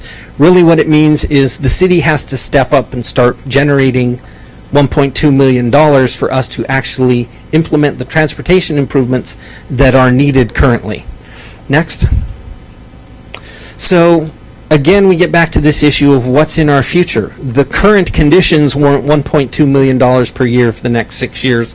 That doesn't include the projections that we adopted in 2016, which says we're going to have X amount of hours, or the X amount of trips on our roads over the next 20 years. Next. So the issue that comes up, and that is the development that could occur based upon our commercial and industrial growth could be about 60,000 additional trips on our roads in the next 20 years. Next. So if it costs $1.2 million to fix our current problems, how are we going to address those?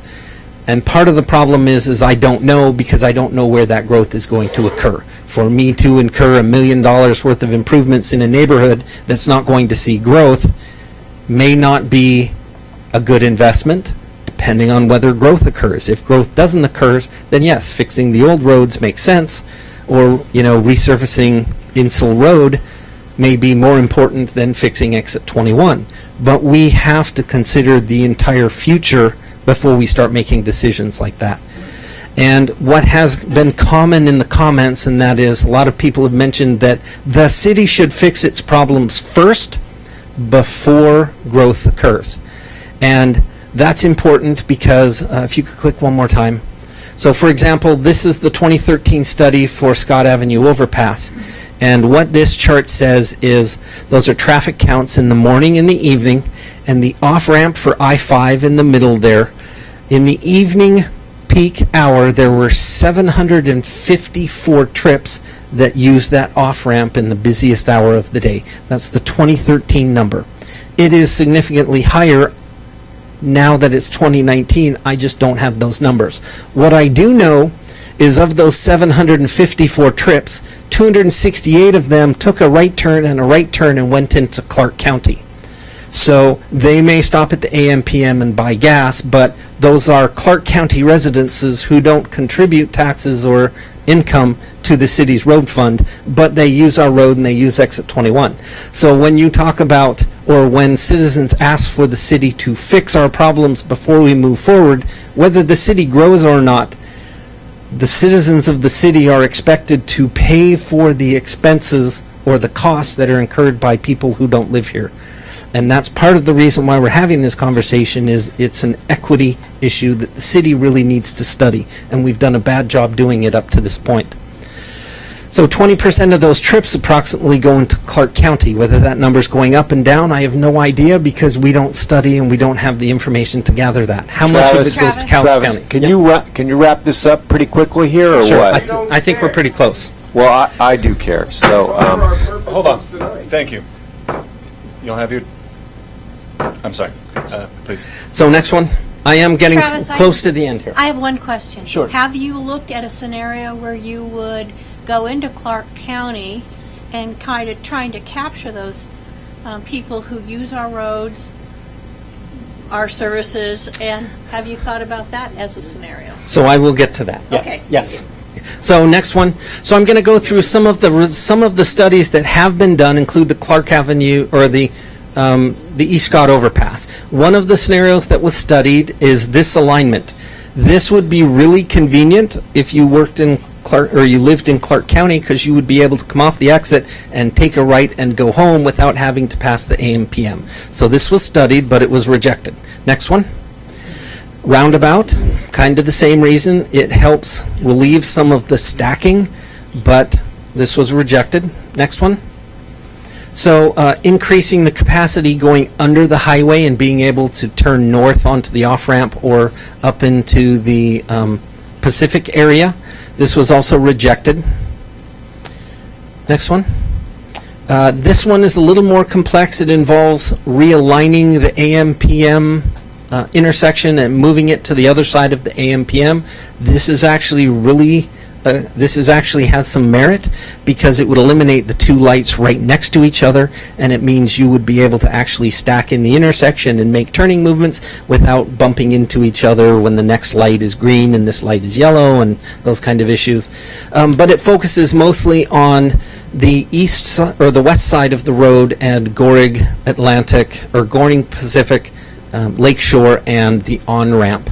This one actually made it quite far in the study, but in the end, it wasn't the recommended proposal. Next one. So there's also this one, which explores kind of off-ramp and on-ramp clover leaves. It would require considerable acquisition of property, so it was kind of eliminated due to the value or the cost of this project. So the city has taken a look at several things, and what we've concluded is that we don't have adequate answers because we've never studied that intersection.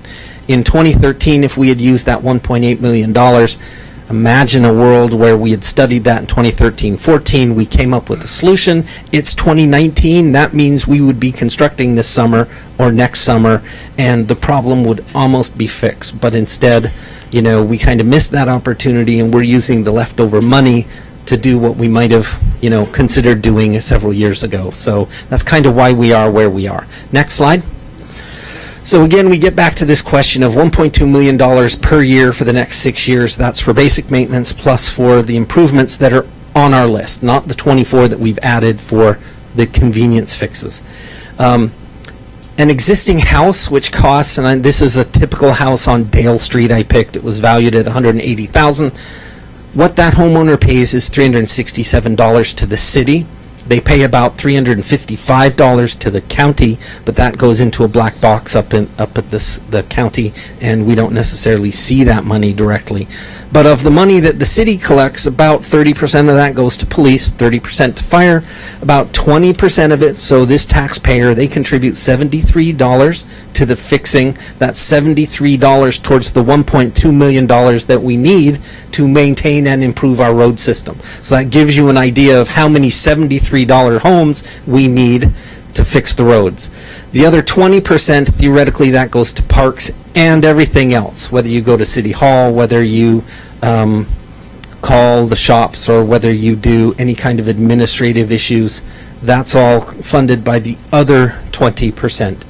So generally, all of the taxpayer money that's coming in, it funds about $90,000 worth of maintenance, and we collect about $110,000 of impact fees per year. So we are not only significantly below, but outrageously significantly below the funding we would need to fix all of our problems before growth could occur. Next slide. So the question, of course, is if we wanted to fix it first, how would we go about doing that? Well, we could pass the car tab fees. That's $20 a car. We could do the transportation benefit district, but that's been voted down twice. So the city has spent money to try and acquire additional transportation fund, but it's been rejected by voters, and so there's significant barriers to try that again, because every time the city tries to get that money for fixing roads, if it's voted down, that's money that goes down the drain, and that's less money for roads because we're defeated. There's also increased sales taxes, increased property taxes. If you could click it twice, I think. What's important is that those top ones really only apply to city residences, because city residences pay property taxes. County residences don't pay the city anything.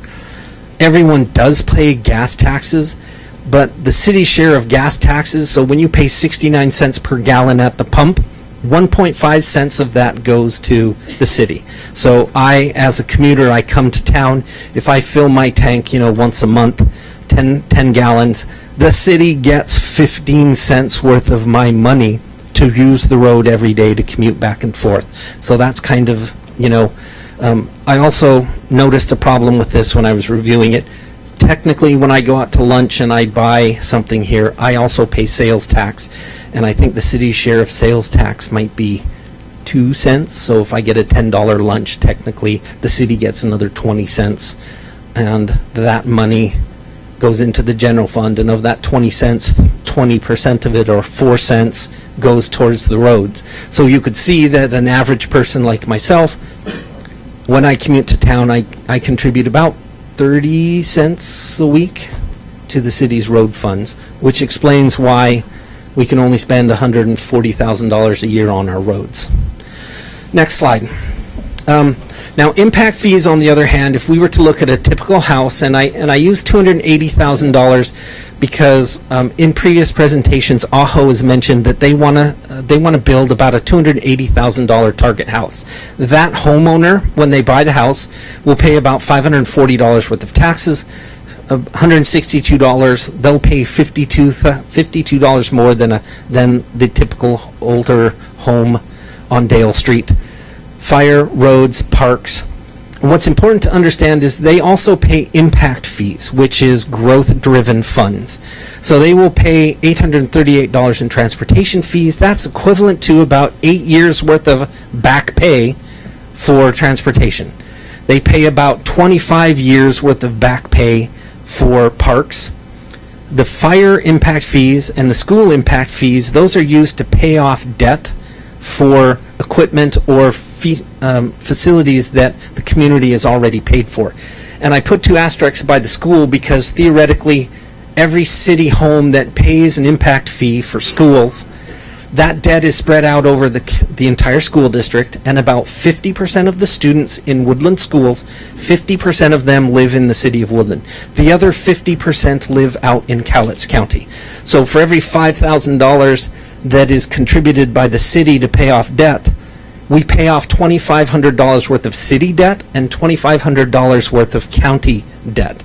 So county levy payers benefit from growth in the city to an equal amount that city payers or taxpayers benefit. Next.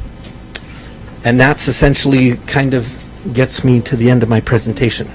All right. Thank you, Travis. Okay. Anybody need a break? Just jump into questions. Just John. All right. Any commission members have questions for Travis? Any questions for Travis from the commission? No? No. Okay. I finally got an answer on sewer capacity. All right. Fantastic. Thank you, everyone, for your patience. I appreciate that. Thank you for the presentation, Travis. We're going to start with the public testimony now. Real quick, before I do that, I just want to thank you all for being here and thank you for your patience so far. This is kind of a contentious issue, but this all works a lot better when you folks are here. So contentious or not, I'm glad you are. Without further ado, let's get going. John McCarty. And would you... All right. Please, use the mic and your name and address, please. My name is John McCarty. Sorry, one more thing before you get started, John. We're going to do, because there are many of you want to speak, we're going to do a 3-minute time limit just so everyone gets a chance. So I'm sorry, what? 3 minutes. We're I assumed that. Okay, fantastic. Please. My name is John McCarty. I live at 330 Fir Avenue in Woodland. I've been in Woodland for about 1.5 years and moved up from Grants Pass, Oregon. Thanks for the opportunity to voice an opinion. I'm not sure that any of this makes sense in light of what's been talked about tonight, but I'm curious as to why Woodland thinks that it needs growth. We're a nice little town here. I just got the answer because Mr. Travis says we have to have all these houses built so we can pay off our past sins. That doesn't make any sense. You got to find a new way to pay for what's broken already, and putting hundreds of houses and well, it could be, and putting that number into a system that is ill-prepared. And I'll cite some examples. I've spoken with people in and out of the city, and as you know, the bottoms are full of wetlands. Those things have to be studied before you build on them. It's in a floodplain, whether you like it or not. You've already had a dike that failed once. The Corps of Engineers is going to want to have input into this, and because it's near the river. Do you know what NEPA is? A NEPA study costs a lot of money, and believe me, I have paid the bills on NEPA studies, at more than 100 of them. And the Indian tribes are going to want to get involved in that, and that's going to take a long time to get done, trust me. You'll need a letter from Washington SHPO. That's an expensive proposition, and none of that has been done yet that I know of. And I'm going to suggest one more thing. You need a fully informed electorate that understands what you're doing. Otherwise, you end up with what you see here at the last minute. And this is shameful. That we don't know, the people don't know what is being proposed. You already have a letter from the state that said you're going to have a hard time getting road work done. The math is really simple for the school. 1,200 new houses. I thought about low-cost houses. $280,000 is not a low-cost house. 2 to 4 family units in a low-cost house, 2.5 children per family, 6,000 new students, and where are you going to put them? 15 seconds, John. I urge you to look at scenarios with the eye toward making them possible. Thank you. Thank you. All right. Thank you, John. Before the next person comes up, I want to remind you that you all just have 3 minutes. So if you agree with someone that already spoke, there's no need to repeat what they say. Give us some new things to chew on. Megan Evans.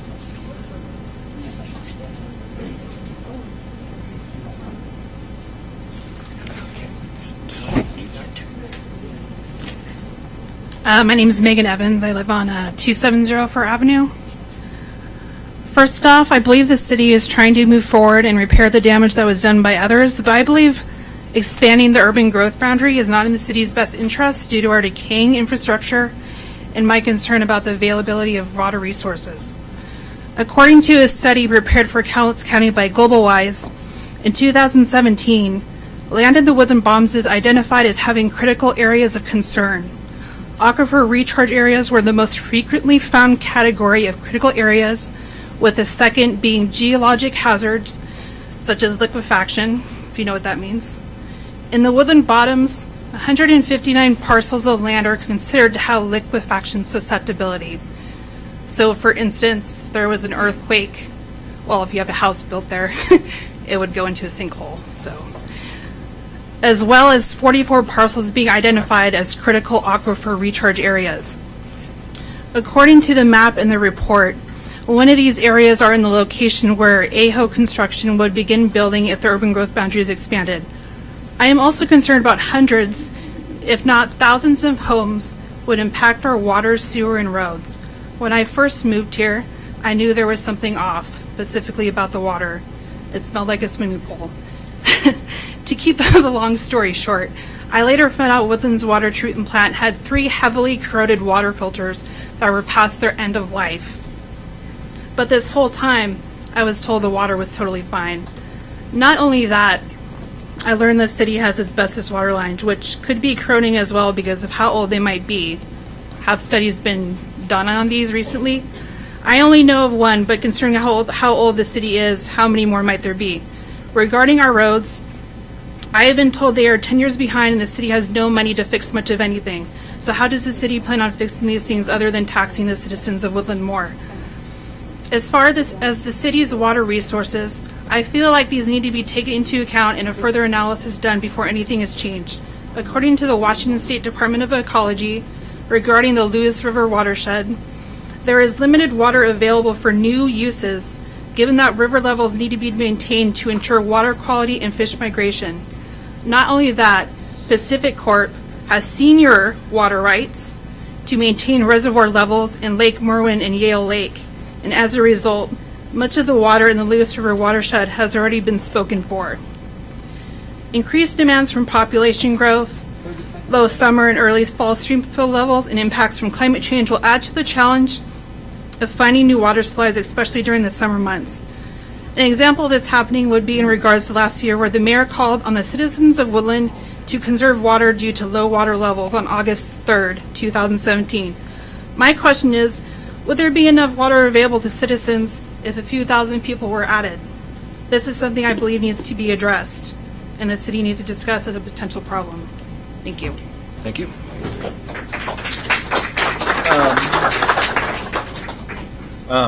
Just as a reminder, if anybody wants to speak and has not filled out one of these cards, please do, and get it to Janice, and she will get it to me. Ben Odobe, sorry.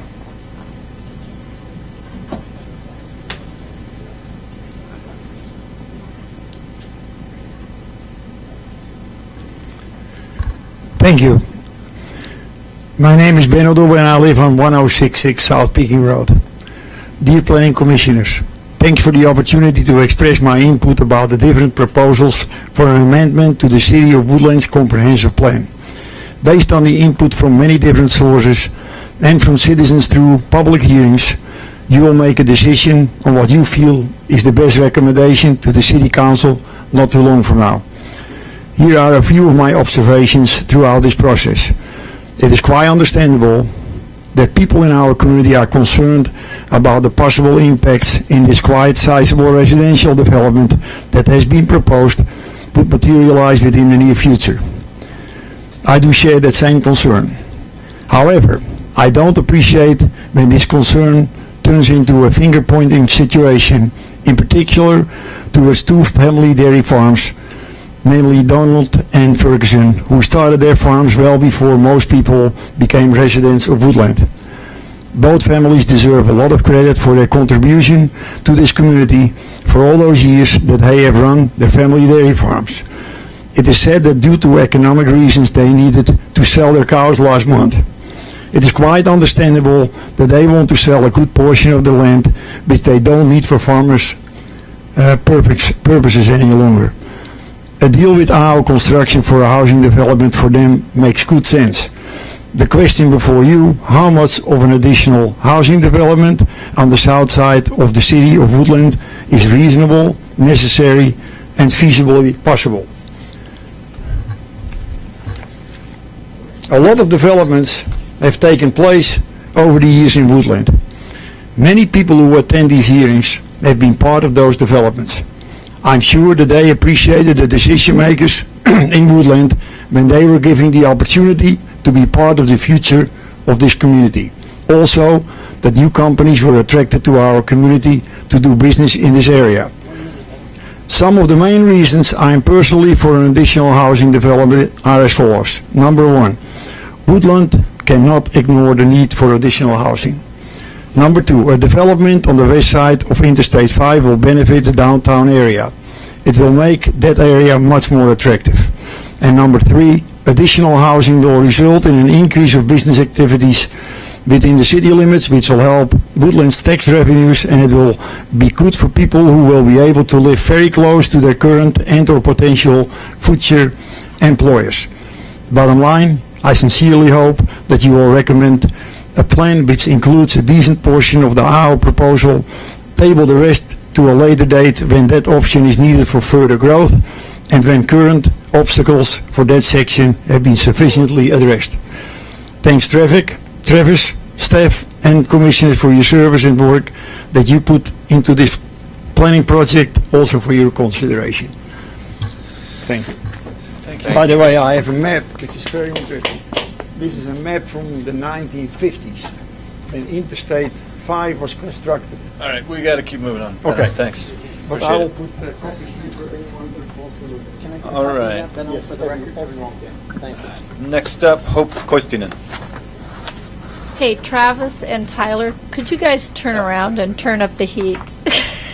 Or Gabe. I'm sorry, Gabe.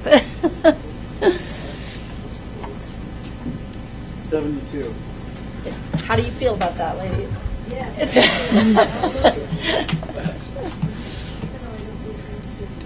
Well, I hope that the stuff I brought up at the last meeting is still part of the record, because I wasn't planning on repeating stuff. It is. Good. We're talking about adding residential homes to the city. An average house generates 10 trips a day. That's a lot of trips. It's a lot more than just adding 400 jobs. And I got that out of the Department of Transportation, the federal government. The vision for the city in 2016, which has not changed, as evidenced by all these people here, is the city will maintain small-town community identity based around livable neighborhoods and quality schools with accommodating moderate growth. Hundreds and thousands of homes is not moderate growth.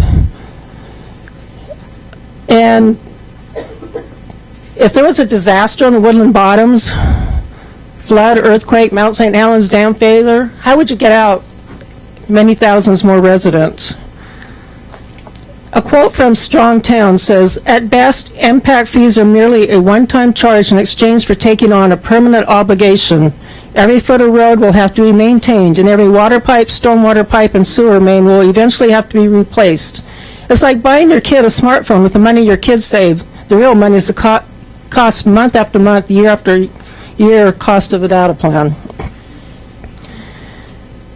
I urge you to adopt scenario 1 until the city gets its act together. To make a good decision requires studying what we can do with exits 21 and 22, what the cost is to upgrade any water or sewer plant or stormwater management. Remember, the bottoms is behind dikes, all the permeable surfaces. You're going to have water, you're going to have to pump over the dikes. The majority of the area residents are opposed, as evidenced by the over 600 signatures that were submitted today of residents opposed to this. Calais County sent a letter opposing it. The Washington Department of Transportation sent a letter opposing it. FutureWise sent a letter opposing it. And as we talked about school impact fees do not pay for new schools. It might help pay down the high school debt, but you're just adding thousands of more students that will not be paid for with those impact fees. And by law, state law, impact fees cannot pay for the total infrastructure improvement. It goes on the backs of the residents. So what I would like to say is listen to the community. Thank you. Thank you. All right. Randy Cole.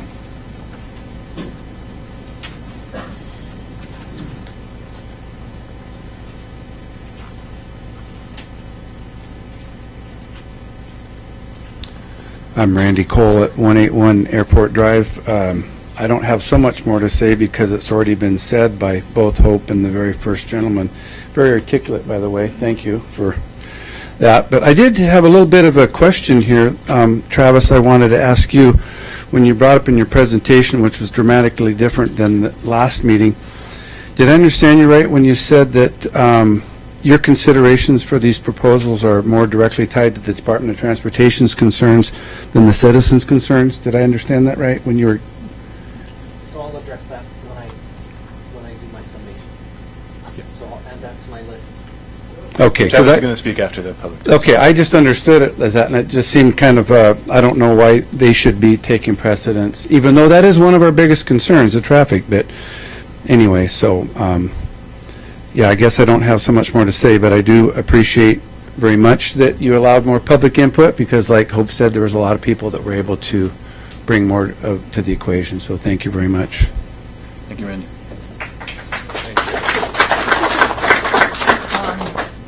On deck.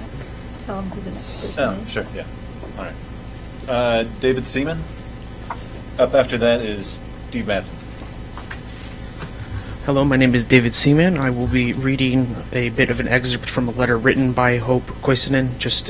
Most of it has already been covered prior to the meeting, but I'd go ahead and read a little bit. Your address, please? 639 South Pekin Road. To quote from the City of Woodland Planning Commission meeting agenda summary sheet, date September 20th, 2018, staff is concerned that the city is not prepared to address the financial implications of its aging infrastructure, let alone the pressure that growth and a growing economy will bring. I say amen to that. Cities find that residential growth does not improve the ratio of revenues over expenses. It is commercial and industry that provides the needed revenue. Bedroom communities will have high taxes. Name one city that had the ratio of revenue to expenses improved by doubling or tripling its population. Remember that every foot of streets water pipe, stormwater pipe, sewer pipe, etc. needs to be maintained after it is built, as well as sewer pump stations, parks, etc. The Growth Management Act specifically states that the financing for system improvements to serve new developments must provide for a balance between impact fees and other sources of funds and cannot rely solely on impact fees. RCW 82-250 impact fees are specifically authorized only for public streets and roads, publicly owned parks, recreation facilities, school facilities, fire protection facilities. Remember that for these 4 allowable uses of impact fees, the impact fees cover only part of the cost. Impact fees cannot be used to pay to upgrade sewer plants, water plants, libraries, etc. In other words, the current residents will be paying for something the majority do not want, since by law, impact fees cannot cover the cost of all necessary improvements. Simply extending the urban growth area does nothing to increase the revenue to the city. Not until an area is annexed will the city get any fees, and again, they will not pay for the entire cost of the infrastructure upgrades. If impact fees paid for the required new schools, then Ridgefield, the fastest growing city in Washington, would not be putting their 3rd school bond request to a vote this year. Ridgefield passed bonds in 2012 and 2017, and now they need a 3rd one. Ask the Battleground School District if the hundreds of new homes built in their school district have paid for the new schools. They have been unable to pass bonds, and many of their schoolyards are filled to capacity with portable classrooms. Under the Washington Administrative Code 365-196-8151A, counties and cities planning under RCW 3670A-040 must adopt development regulations to assure the conservation of designated agricultural, forest, and mineral lands of long-term commercial significance. Further, the Washington Administrative Code... How many? Okay, thank you. 365-196-8151BI, the Washington Administrative Code states that the development regulations must prevent conversion to a use that removes land from resource production. Developmental regulations must not allow a primary use of agricultural resource lands that would convert those lands to non-resource purposes. As stated in the 2017 Cowlitz County Comprehensive Plan update, zoning was established for the Woodland Bottoms in 1980 for the specific purpose of protecting agricultural, forest, and industrial lands from encroachment of incompatible uses and activities. Thanks a lot, David.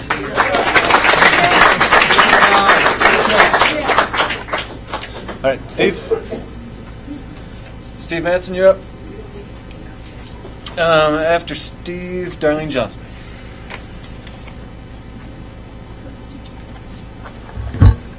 My name is Steve Mattson. I'm General Counsel for Hope Construction. Our address is 5512 Northeast 109th Court, Suite 101, Vancouver, Washington 98662. I'm not going to make a extensive presentation tonight. I've submitted several documents to y'all. I guess I'd reiterate our position that given the inconsistencies between the map text of your comprehensive plan, I think our legal brief laid out pretty clear that adoption of scenarios in 1 or 2 are simply not legally sustainable. So I'd want to reiterate that. We're certainly willing to work with the City and Planning Commission and staff on any variation. And we've had numerous discussions of variations of options 3, 4, and 5. And there's now an option 4A here apparently available as well too. So we look forward to continuing those discussions, and quite frankly, I'm just here to answer any questions that require a fact-based response. Thanks. Thank you, Steve. Darlene. After Darlene, Kim Kuhn. After you're up, Kim's on deck. No. We're trying to streamline things. Yeah, streamline it. Darlene Johnson, property in Woodland is 1776 Sherman Way. And what I want to say first, because I forgot to say it last time, I don't think anything should be done to the comprehensive plan until you've updated the code. And I think that is absolutely essential.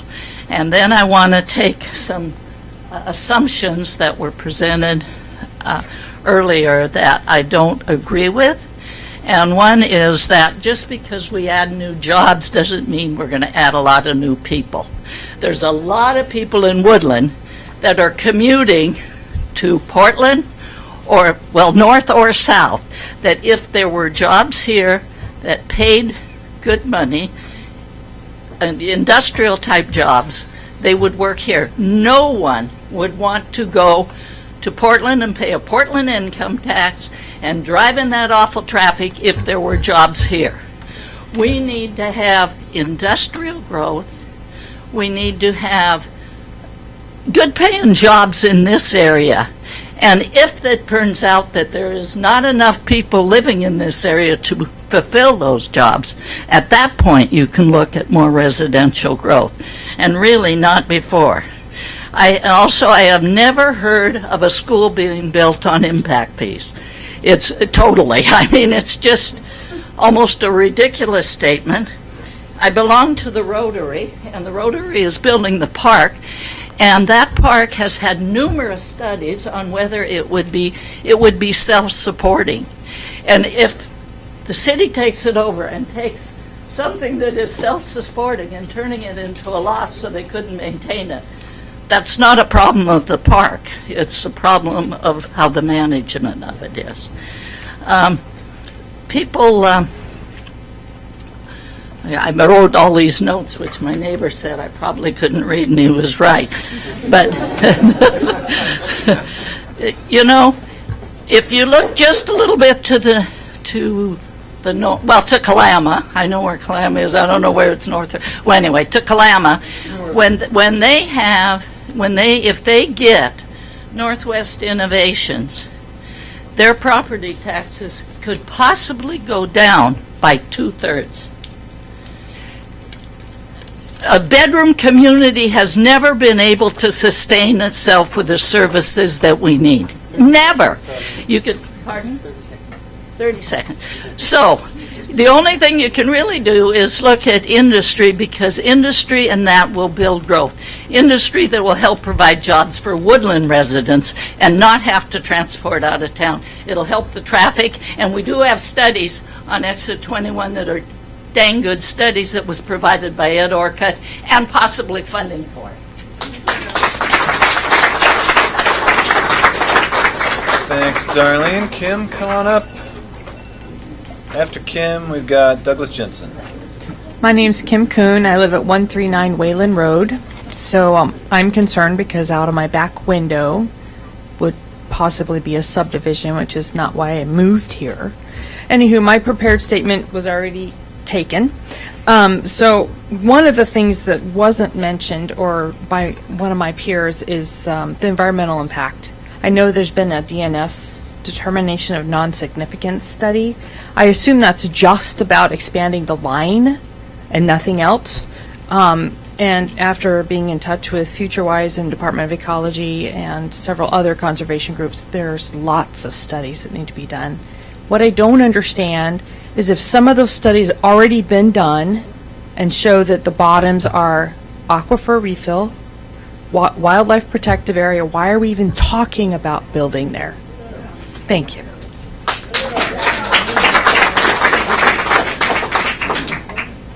Thanks, Kim. Douglas Jensen. Douglas Jensen, are you out there? All right, fantastic. Deferring to me. Okay. Is that okay? That works for me, yeah.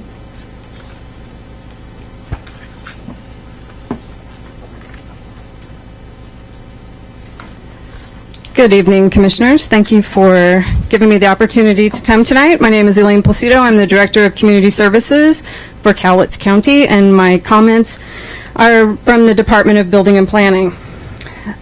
Cowlitz County recognizes that housing demand is an important issue throughout the county. The Board of County Commissioners declared a state of emergency in housing and homelessness on July 11th, 2017. The county is not opposed to future development efforts that will expand housing options, choice, and affordability. However, it is important that future development is planned collaboratively with all stakeholders. In particular, we must carefully consider the interests of both city and county residents and taxpayers. The 6 scenarios proposed for expansion of the Woodland urban growth area are not accompanied by the supporting materials necessary to evaluate positive or negative impacts or develop a concept for needed mitigation. Responses to the following points would allow further analysis and recommendations from county staff. 1, we need an updated growth projection to determine amount of land needed. 2, what residential densities are proposed for the land to be included? 3, is there existing land within the urban growth area that could be reclassified to accommodate future growth? The 2016 comprehensive plan showed an excess of vacant or underdeveloped industrial land beyond what was needed to meet the 20-year growth projection. 4, in early 2018, a request to amend the comprehensive plan classification and zoning for a small industrial property within the city to provide multifamily housing was denied by City Council due to a lack of demonstrated demand and anticipated negative impacts. How has this situation changed or been mitigated? 5, the transportation element and capital facilities element of the 2016 comprehensive plan need to be updated concurrently with any update to the land use map to reflect how infrastructure improvements will be provided and by whom. What finance mechanisms are in place to ensure success of growth efforts?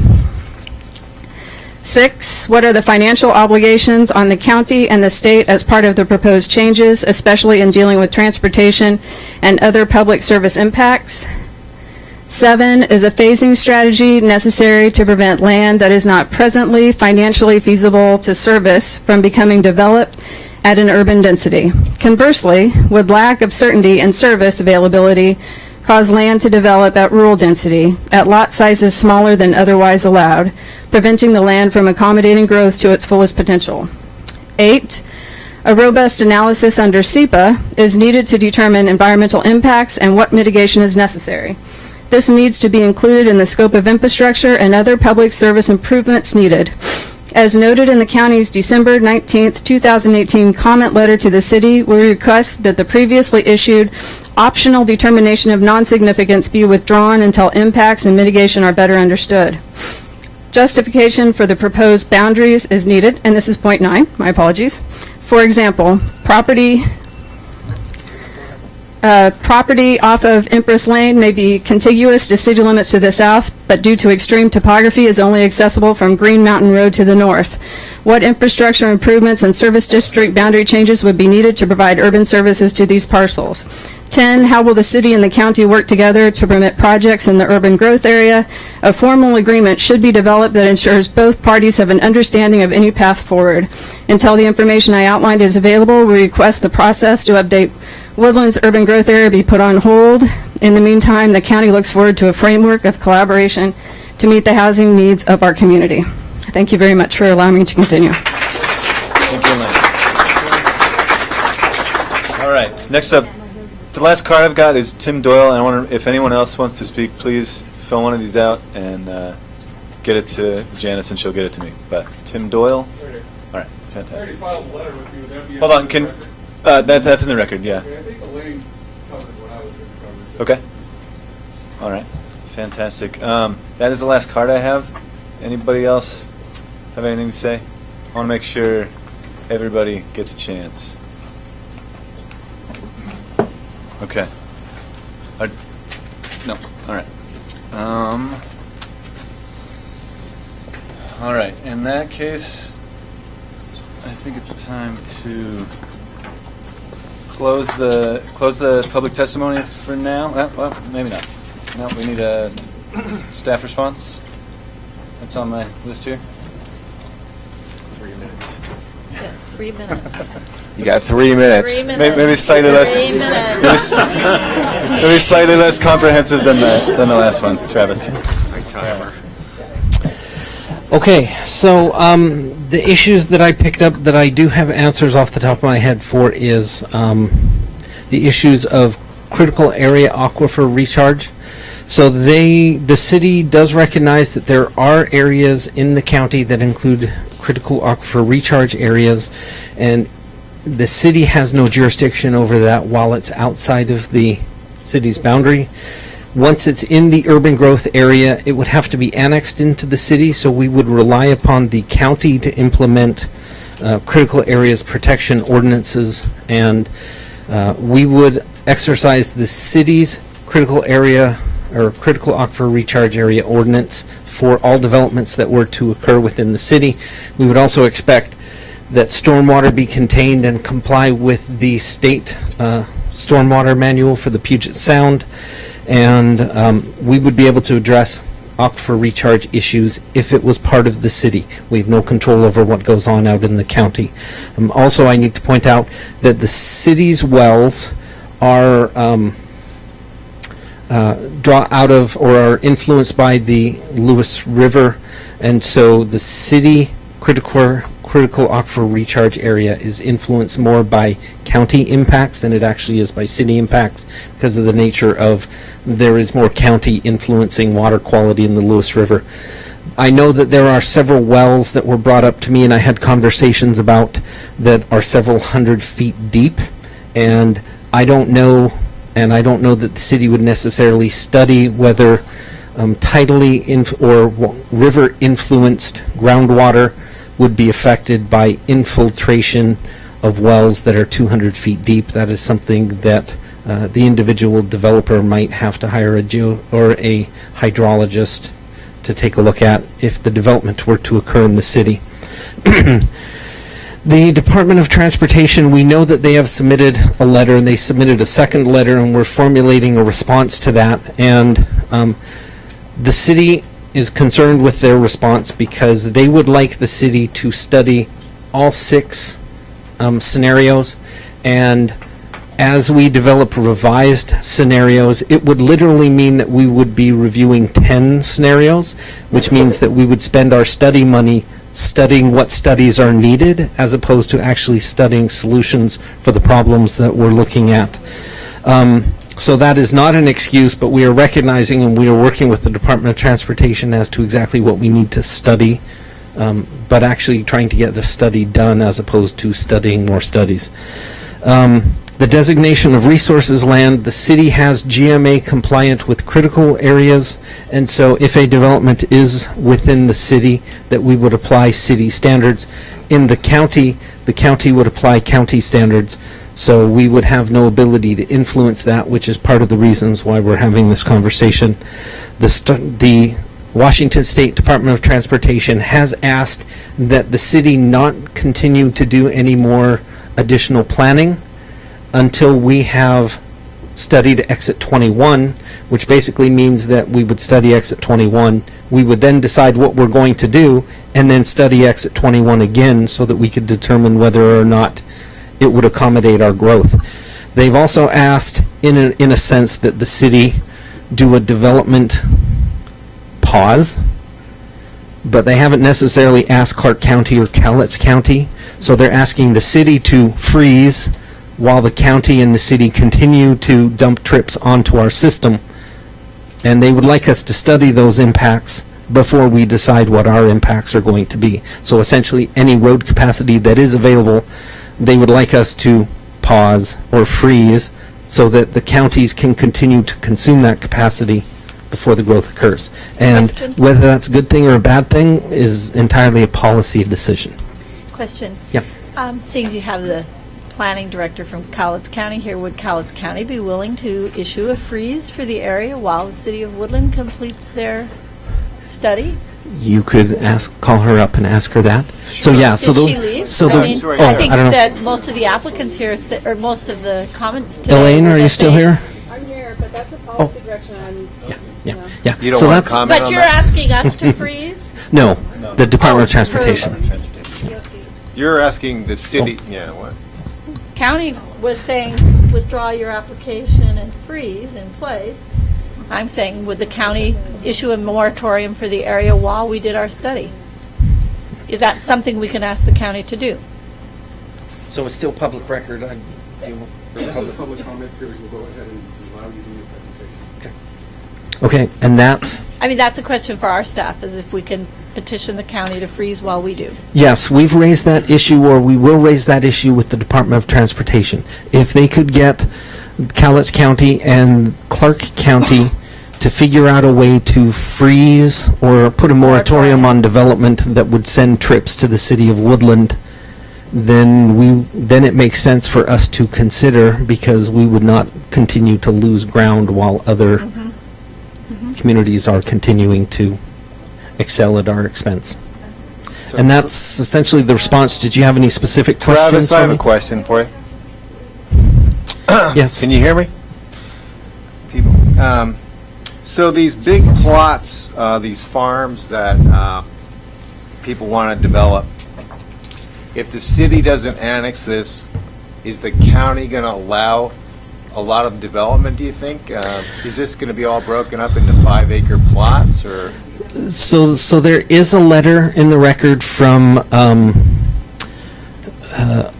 I believe it's Jim Ferguson, who said that if their property is not included in the urban growth boundary, they would proceed with 5-acre subdivision.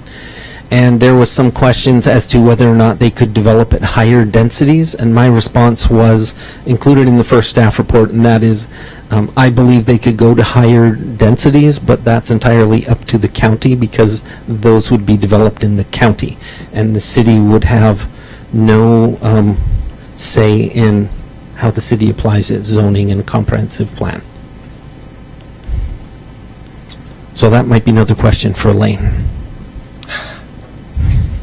Okay, Travis, I saw in your information that you said you're awaiting legal opinions. Have you received them? So we have some information, we've received some information, but no formal legal response. In response to the conversation and what I have heard from Frank, and Frank may want to weigh in on this on the record, but we have recognized that option 6 is not viable for legal reasons, and because it's not justified in our comprehensive plan that is adopted. Number 5 is also questionable because you get into questions of how much land would the city be planning for, which really eliminates option 5 as well. So the revised map that's kind of circulating tonight represents what looks like the city's revised capacity analysis for how much residential land and what changes would be accomplished, but those calculations have not been finished, therefore it's not a formal recommendation at this point. All right, I have a couple other questions. Does the City of Woodland have a utility extension ordinance so that development out in, if we were to expand the urban growth boundary, we have the ability to have developers? So there is information in the record from the Department of Health, and their opinion is that there are 4 criteria regarding the extension of services to the urban growth area, and the city has capacity, so there are circumstances where we would extend our services into the urban growth boundary. Our comprehensive plan says that the policy is that we will, and but there's also a state law, an ordinance that says we cannot extend outside the urban growth boundary except under certain circumstances. And so we're not contemplating that at this time because it would not be consistent with state law. All right, I have another question. With the potential of 3,600 homes potentially proposed under scenario 5, but I have a question. Due to liquefaction in the bottoms, it seemed the ideal situation if we were to go that route, and I know we're just studying these things, but to put a school located by those houses. But due to liquefaction, the cost of putting a school in that area would be cost prohibitive. So then that puts all those people, all those schools, all those kids on buses going through the city to get to our existing schools. I don't see how that helps our transportation issue at all. Yep. I'm not sure exactly how the school district would handle that. I'm assuming the school Is already built on. did that issue Yeah. with the high school and that it would be calculated as part of the construction costs. Yes, but he said, they would put a school out in the bottoms by those houses due to the liquefaction, and they would put a school somewhere. So that's what prompted my question. All right, so you also mentioned that you would master planning the bottoms. So if you would be willing to master plan the bottoms, and I know scenario 6 is off the table, it seems like we're behind in our planning. In 2016, it seems that the city would have taken steps to master plan in an orderly fashion, adequately deal with transportation issues, capital facilities, all these different things that are typically done through comprehensive plan. So are we putting the cart before the horse in terms of this, or should you master plan what you see to a certain extent before you upset the community? It's a very good question. And if the city council were to decide that we were not going to expand our urban growth boundary and that we wanted to plan for a large area of Cowlitz County, I can work with Cowlitz County to do that master planning. But I would have no ability to do anything other than assist the county in the implementation of that plan. So the city can spend more money to do planning for the county, but it assumes that the county would be willing to partner with us and undertake a master plan of the bottoms. And again, that's a policy issue, and even talking to staff could not make that commitment to expend those funds. I'm more focused on the concept of master planning rather than working with Cowlitz County. I mean, we have not planned appropriate for our growth. That's just a fact.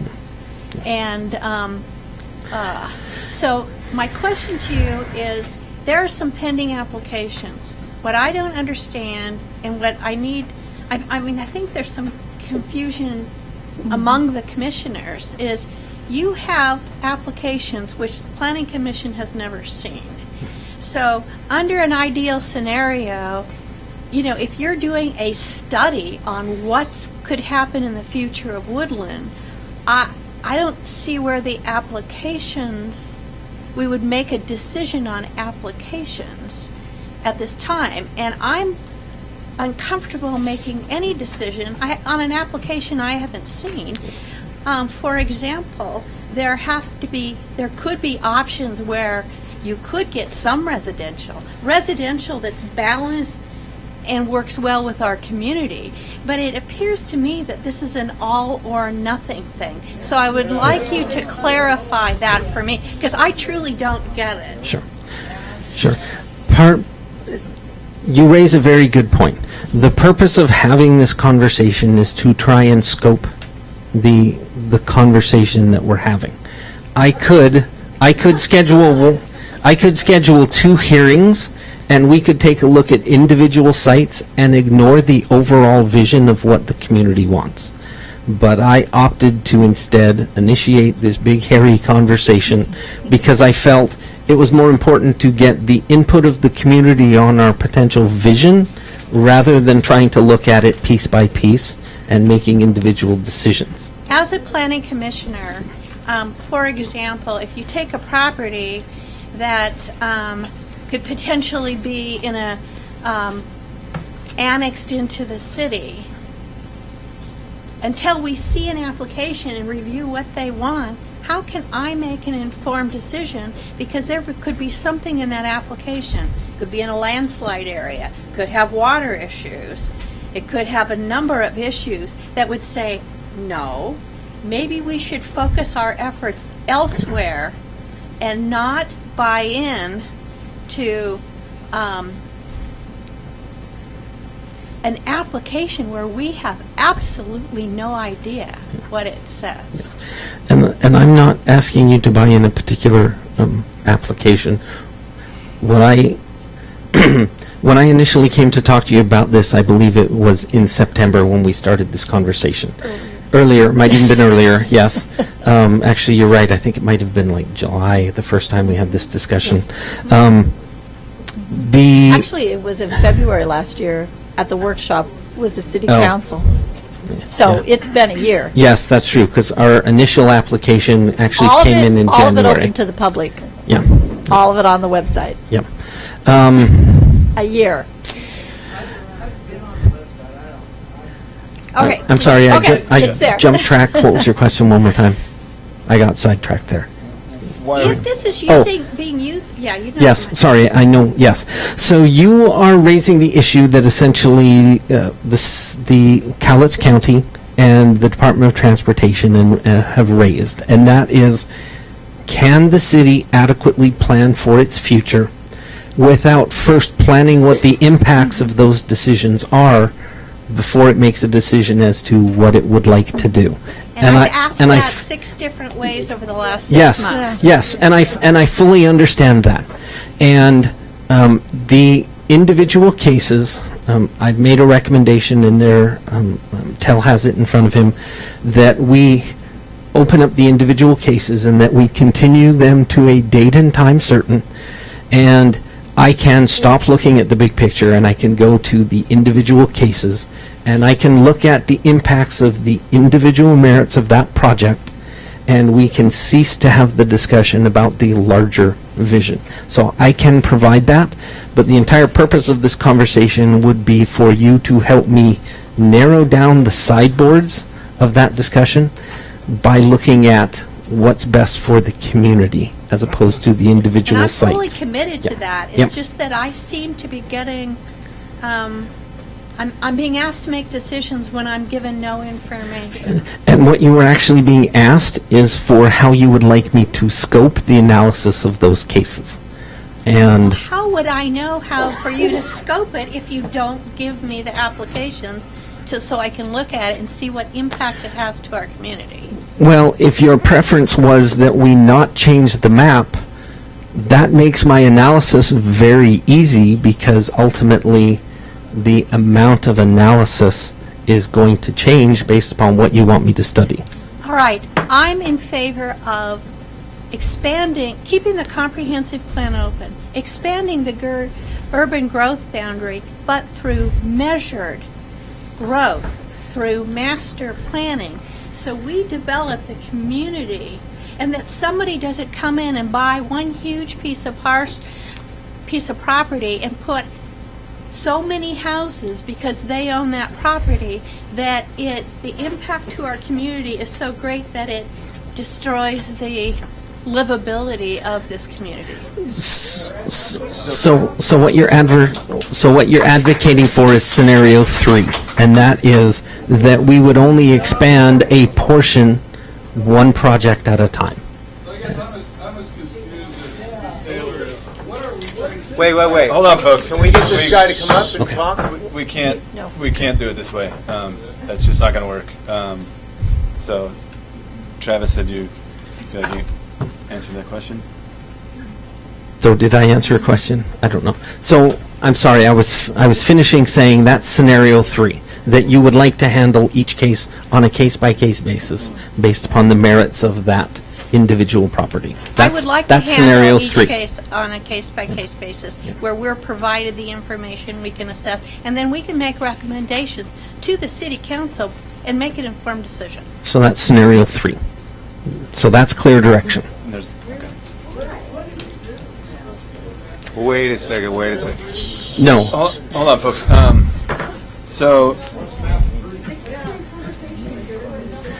So scenario 3 is a case-by-case analysis of the individual applications.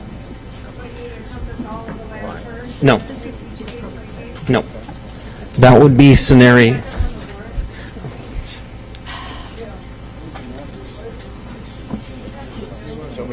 Hold on, folks.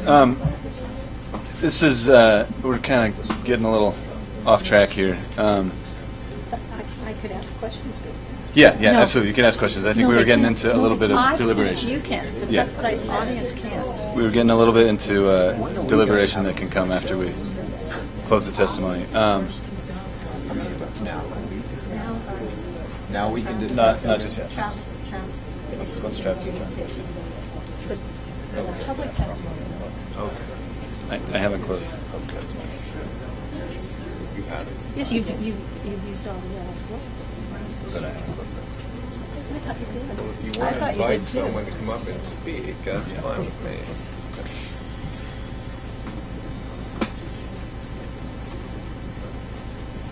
All right, so Travis, are you trying to pull up that? Okay, so we're gonna pull up scenario 3, but I think maybe that's better left for our deliberation. So I'm gonna, unless Travis, you have anything else to present. Okay, I'm gonna close public testimony right now. Oh, okay. And then, do you guys want to break? You want to keep going? Up to you.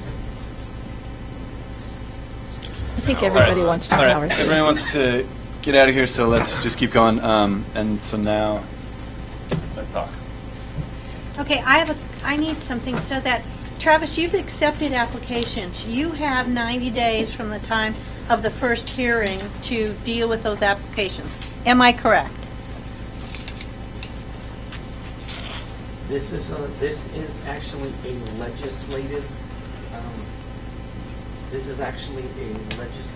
review. It is not necessarily a land use review that's subject to those standards. Okay. The other thing that comes into play in that is applicants understand that this is a longer timeline, and they understood that we are driven by a March deadline. So under the Growth Management Act, we can only review our comprehensive plan once a year. Right. And so even if they applied, that 90 days wouldn't apply because by law, we would either have to deny them or they would have to let the city do its process so that we could arrive at a decision in March. Do I understand that to mean that we can set aside the applications before us and move away from the scenarios proposed by the applicants and come up with our own maps? Yes. Okay. So each individual application, you have to make a recommendation for the city council to make a decision based upon that application. Now, they could deny an application and adopt a comprehensive plan map that is one that's not discussed at this point, because it is a legislative decision. You are an advisory body. So you can make a recommendation and they can do something different based upon their decision. I have another question here. In the documents that came out today, there's a letter to the Cowlitz County Planning Commission and a group of signatures, which I don't know who it's submitted by, but it's familiar to me. I think this was actually a letter that's about 3 years old that was submitted to the Planning Commission. Does anybody know where this came from? Came in the city packet today. But You're talking the signature? there's the signature pages, and I'm like, I don't know. I think this was when the 5-acre minimum versus industrial zoning was before the Cowlitz County Planning Commission. I believe that is correct. It's current? Yes. Is that correct? It's addressed to the Cowlitz County Planning Commission. Well, I didn't send those specifically, but we have like 621 signature pages. I think we're sent to a variety of people that are involved in the process, so they know. This is The letter that he's talking about with 621 signatures or whatever it was, I date stamped that this morning when I received it. Okay. There's no date stamp on that letter. So we don't know where it came from? My understanding is that was submitted to me as evidence of exactly what you were talking about. Of the petition to be 5-acre minimum lots? Okay. But you don't know exactly who submitted it? I don't. I just was curious if all these people knew that their private information was now public record again. Hi, Marianne. Well, this, Yeah, it's part of the public record, which is why I read that statement in the beginning, because Okay. anything you submit is public record. okay. And the other petition we'll see someday?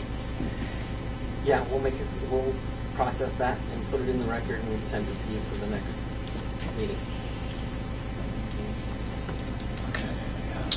Frank, haven't heard from you yet.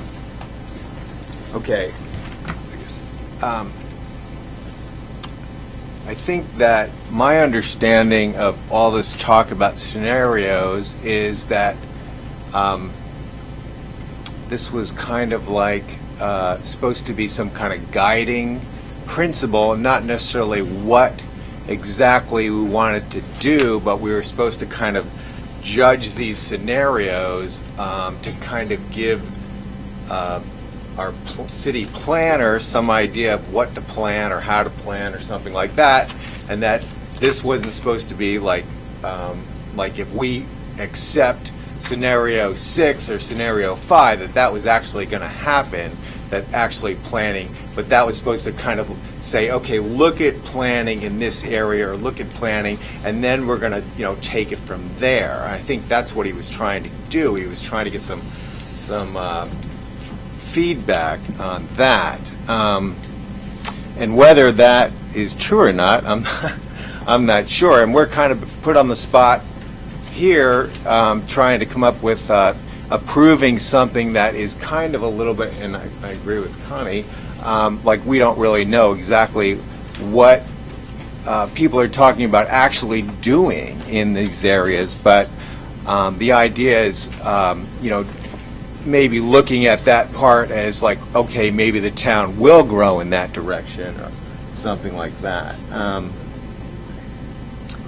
But the thing is, I guess, last time I made a motion to get rid of scenario 6, which was the bottoms, and now I think that's where we are. Is that right? So scenario 6 is off the table. The bottoms is not west of the railroad tracks. Is half the bottoms. Okay. It sounded like scenario 5 as well. Was what? Well, Dropping We scenario haven't 5? done that officially. And so I just changed my recommendation. Oh, okay. Okay, so if you look at the city and where growth could take place, especially residential growth, to me it looks like moving south seems to make sense. Although we have transportation issues, we have school issues, we have lots of issues to consider before approving any kind of development down there. Okay, so my understanding is at this point we're just kind of trying to say, well, if we were going to look at moving, where would, or increasing or annexing, what part of the region would we be looking at moving into?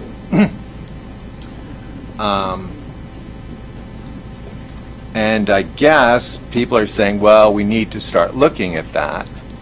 I don't think we have public comment right now. Sorry, mate. They're not. I don't know why they're on the table.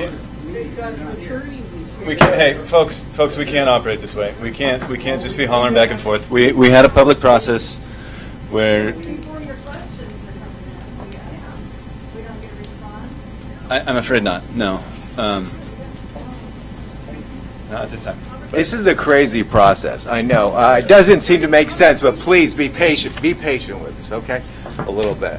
I don't think anything is going to be decided tonight, at least not in my in my view.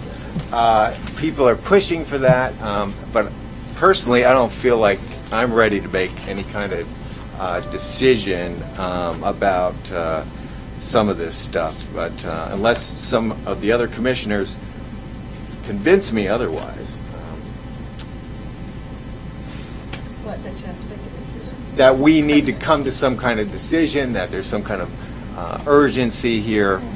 But the concern I really do have, the main concern I have, is that change is coming to that southern part of the county, the scenario 5 area. And it's either coming from the city or it's coming from the county. And because that is what's called a circumscribed environment, it's bounded. You cannot enter or leave that part of the county without going through woodland. So anything the county does in that area, if they allow those large farms to be broken up into 5-acre plots or even smaller plots, that is going to affect the city of Woodland, okay?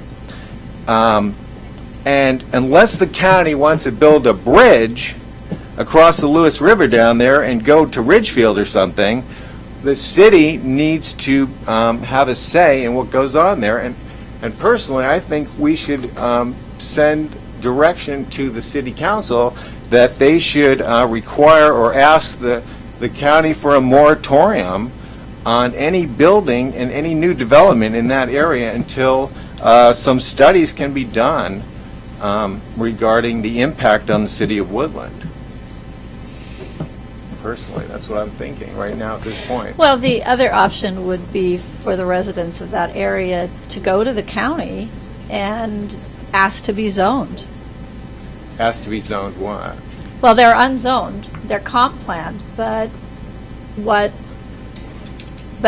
not zoned, and I brought a rare copy of the original Cowlitz County Comprehensive Plan, which I don't know that the county has the copy of.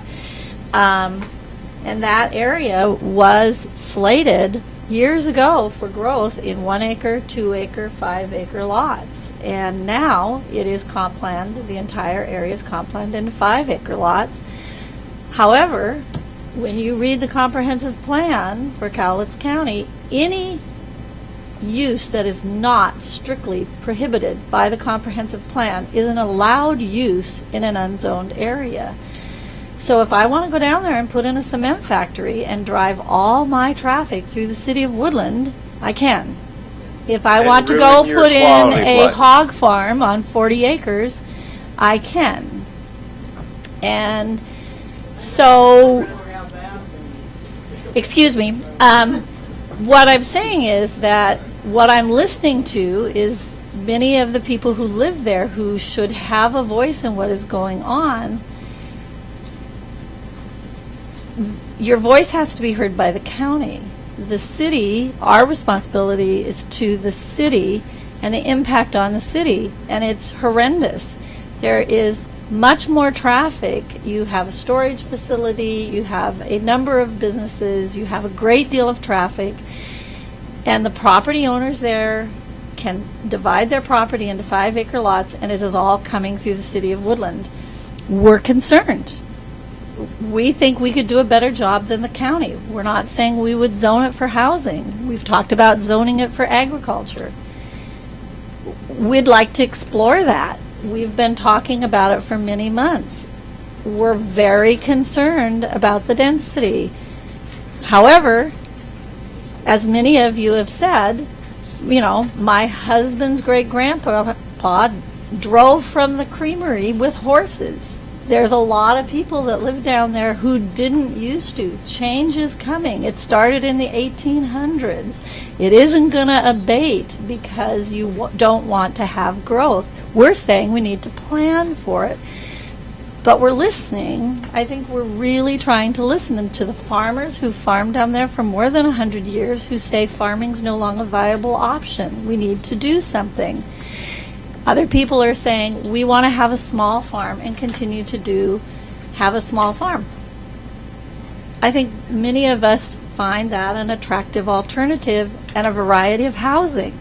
And you know, But we need to talk about it. And you know, June, I looked, I've been reading the state law governing comprehensive plans, and as a city, we have a lot of options. If we did annex that area, I think we could do, and that it's outlined in here, 35A point, or period 63.062, comprehensive plan optional elements, conservation element, open space and parkland, and recreation, all kinds of things like that could be implemented by the city if that was what, you know, we wanted to do. And I want to make this a more livable place. I mean, my vision for that area has nothing to do with thousands of houses. It has more to do with bike paths and, you know, just creating a more livable community. So that's where, like, saying, you know, maybe we should say, let's look at scenario 5, but from, you know, let's look at that area more closely, that whole region, and come up with some kind of plan for different ways to make it a really great livable area that's incorporated into the city. Does that sound good? Sure. Probably not. Possibly. Hey, Frank, would the applicants still be interested if it were anything more than 5 acres or greater? Would that have to be addressed? I don't, see, that's, okay, we're not supposed to take public comment, but the problem that I see is that right now, we're just, I think we could say, we could maybe make a motion to say, okay, let's look at that area, I'm not even sure what we're calling it, Scenario 5 or something, that the area south of town, bordered by the river, but east of the railroad tracks. Now, we could look at the area for planning purposes. Yeah, that green area. We could look at the area for planning purposes. Now, and we also have to face the issue, if we do annex that, are we opening the door to these developers suing us and forcing us for them to allow them to go forward with their developments? And we, personally, I don't want that to happen. So I think that, we need to, as far as the town, it makes sense to me to look at the area, maybe not, maybe once we look at it and the water and the soil issues and all these other things, people are going to say it doesn't make sense to annex all of that. It doesn't make sense but until we really study it, sorry. Anybody else? Yeah, before we keep going on, I just want to make sure that we add all of the documents and video from the December 20th meeting into the record for this, and just mentioning that covers our bases there? Yeah. Okay. Does that make sense when I said no? It does. No? To some of us, it might. To some people. I mean, we're having this discussion up here, but should we say, let's direct our development person to start looking at that section and more closely, and maybe, I think, I like your approach, the measured development, but if we expanded our boundary, we might be able to, or at least sort of laid claim to it, then we could maybe keep the county from doing something that is going to impact the city in a negative way. Okay. Is what I'm thinking, but what this is seeming like to me is you familiar with the prisoner's dilemma? No. No. Okay, I'm not going to explain that. But Although basically, I think we're acting as though we can't communicate or negotiate at all with the county. We're sort of trying to. It feels like we're trying to hold each other hostage, as though we have to get out in front of the county to stop them from doing things we think are a bad idea, right? But we can. That's not the case. We can actually communicate with the county. And that hasn't, I don't know to what degree that works or, how much they're able to move on that. I don't know. But it seems like we haven't explored that much because, so the purpose, what you're talking about, Frank, as I understand it, is sort of a defensive move, right? Under the assumption that what the county would allow there would not be in the city's interest. But I don't think that's a. We don't know, right? We're afraid that that's going to happen. But maybe we talk to the county and come to an agreement about that. Well, I think it's also important that that we're in the driver's seat on what we want to see as we expand our urban growth boundary, and we don't let applicants dictate to the city based on submitted applications. We can reject them, but there needs to be a cohesive process in planning.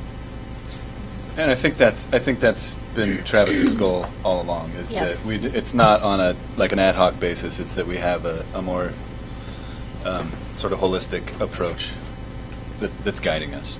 I mean, if we're going to grow as a city, supposedly we have to grow, or, I mean, We where... have grown. Yeah, we have. We do grow. We do grow. Well, if we are going to grow, where are we, Oh, Travis. Come on up, please. Enlighten us.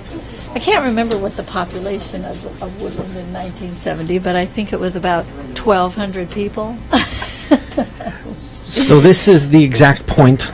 You are getting down to the exact point of this exercise. I am seeking direction on how to communicate with the Department of Transportation, Cowlitz County, what you want me to do. I've heard you want me to pursue scenario 3. I've heard you'd like me to pursue scenario 5. Those are two different conversations that I can have with the county. If you want me to have conversations with the county about all 6, I can do that. But the reason why we are having this overall conversation is because I need direction as to how to proceed with the additional analysis and the conversations and the coordination. Because there are a million scenarios that could occur, but I don't have the time and the energy to actually have each one of those conversations separately. I would like direction to narrow it down as to how to proceed with those conversations. That's exactly, you're getting to exactly what I hoped you would. So, would it be possible, okay, here's what I'm thinking, might make the most sense at this point, and that would be to do this scenario 5 as just a planning exercise, like what would this, I mean, if you have a big piece of open ground like that, you can plan something really nice.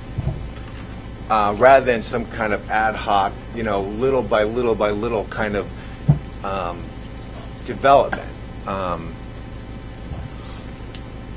And I would like to see something like that personally put on the table. But I know a lot of people here don't want any growth at all. And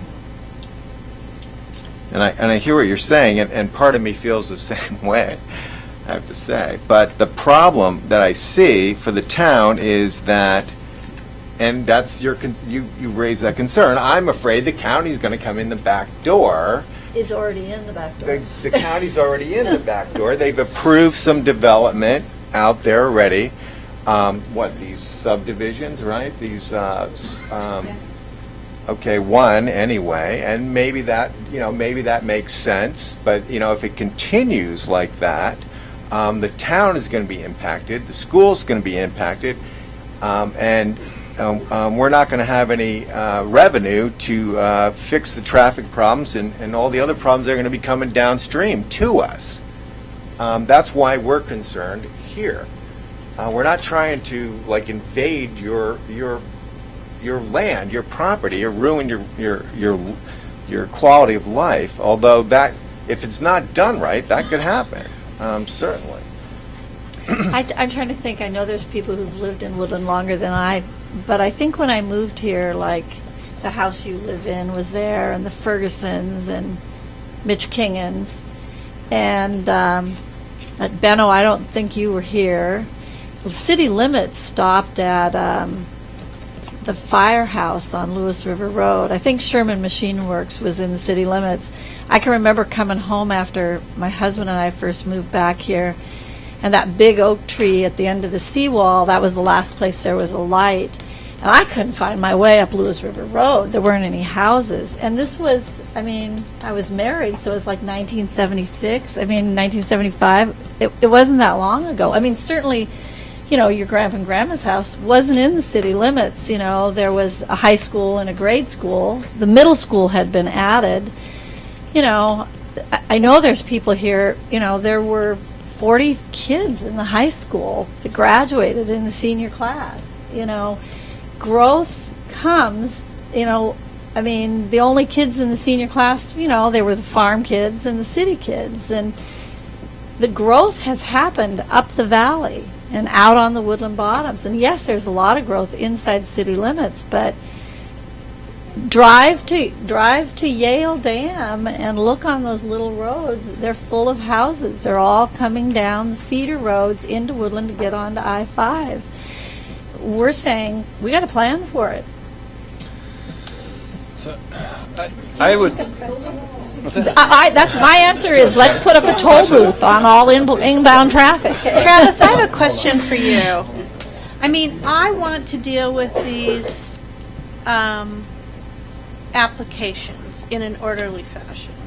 I'd like to make a motion that, we recommend the city direct the planning commission to review each application separately, with the applications within the city limits reviewed first, with the applications inside the current urban growth boundary second, and the applications outside the current urban growth boundary last. But my question to you is,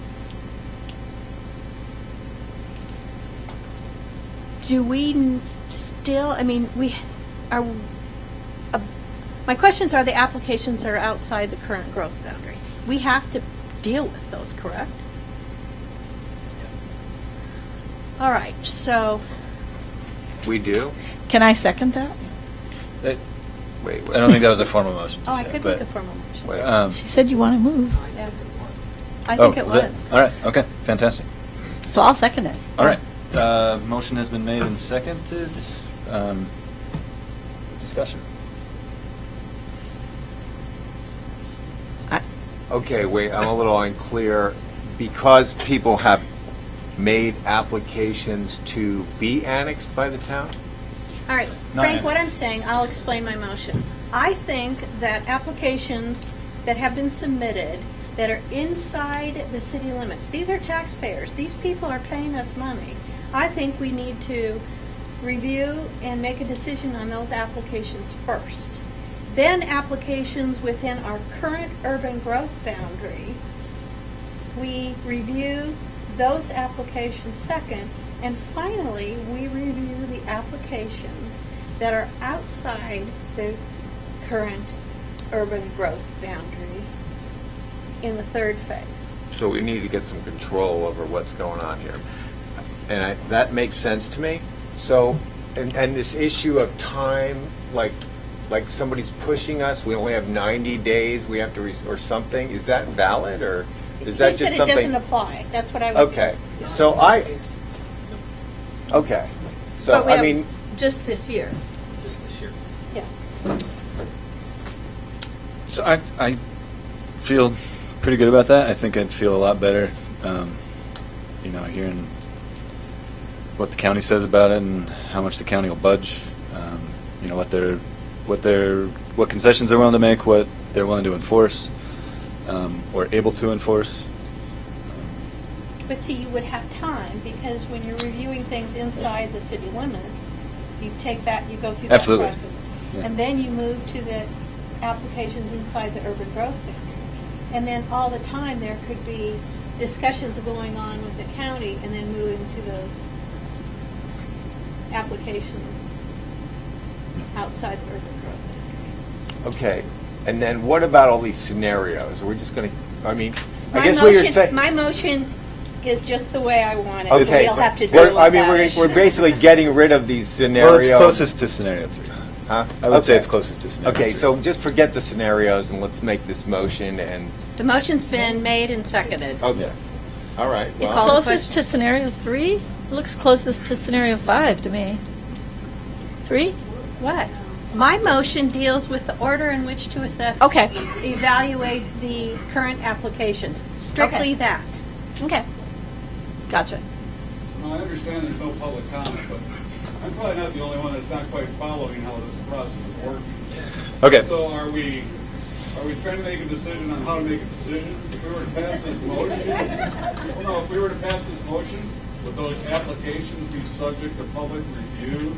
Absolutely. Public comment? Yes. At every point, each of those applications is going to have its own. It's just a Yes. recommendation to the council. Yeah. So you're right. As ridiculous as it sounds, this is a decision about how to make a decision. Yeah. Yeah. So, any more discussion? Yeah, I want to make an amendment to Connie's motion. I want to listen to what Darlene Johnson say and add to her motion that any expansion of the urban growth boundary should not be approved prior to updating the city codes to reflect the current comprehensive plan. Wait, can we do a separate motion on that? Well, we can. We're getting kind of confused. So, Let's do the one motion and then we'll do the. Well, there was, the movement is, or the motion is on the table, so. It'll die if there's no second. There's, well, but let me ask you, could you make a separate motion? Yeah. Let's just vote on. What? Can we vote? I'll on withdraw it. I'll withdraw it. Can we vote on Connie's motion? I want to make sure there's no more discussion about it. All right, let's go ahead and vote on the motion that's on the table, which was, I can read it. please, if you would. I move that we recommend that the city council to direct the planning commission to review each application separately, with the applications within the city limits reviewed first, with applications inside the current urban growth boundary second, and applications outside the current growth boundary last, the current urban growth boundary last. And in any order, particular order? Like who came That's all. first, or I mean, outside the city? That is unfortunately not part of this motion, so. Okay, we won't worry about that now. All right, are you ready to vote? And you All those in seconded. favor? Aye. Aye. Ayes have it. Okay, So, if you want to jump I don't right think into I that? need to do it. Okay. Oh. All right, Travis, how are you feeling about that? Yep. That gives you some of the direction you need? Yep. Okay, and To the case continuances? Yes. ready to go there? Okay. We're done. Yeah, so that is the show that most of you came for. Please feel free to stick around. We do enjoy your company. Although before you leave. Hold on, yeah. It is interesting. There's other interesting things. Time for the hearings. Of each of the. case. Okay, so one thing we are doing, the next 9 items on the agenda are determining the date of for the hearings for each of these applications. So if that's of interest to you, please do stick around. They will be, yes. Yeah. They will not be advertised. Yes, but they won't be advertised. but Travis, It'll be at the post office. Yes. And at the counter and on they the could website. be done a bunch together, Yes, absolutely. because that's not going to put half. And that's how we originally set it up, for internal, for external. All right. Hey, Benno.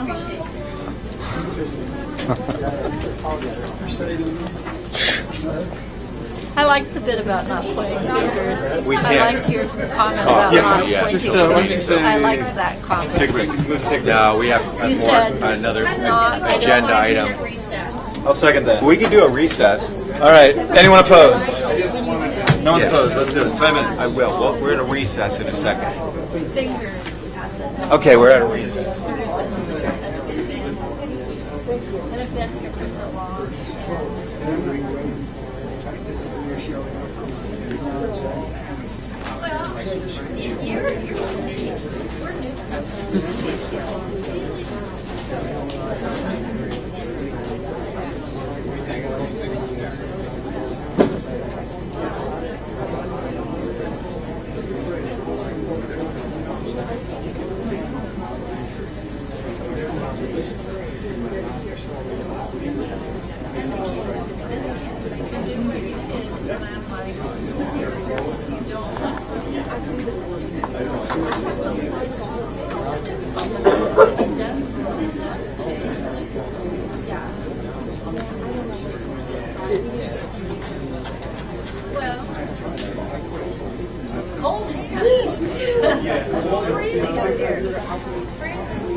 Travers?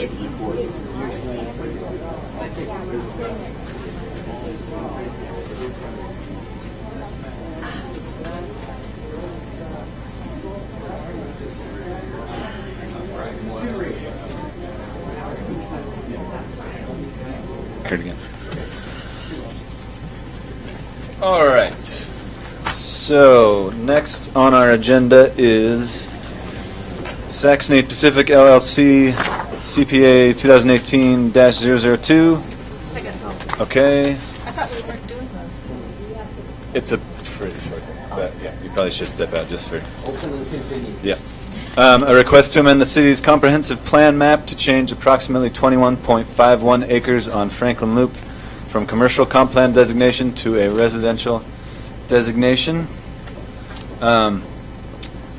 Could I get a movement that we continue this hearing to 7 p.m. February 21st at 200 East Scott Avenue in Woodland, Washington? So moved. Aye. Oh, wait, do we discuss? I need a second. Whatever the procedure is here, I agree. Just say a second. Give me a second.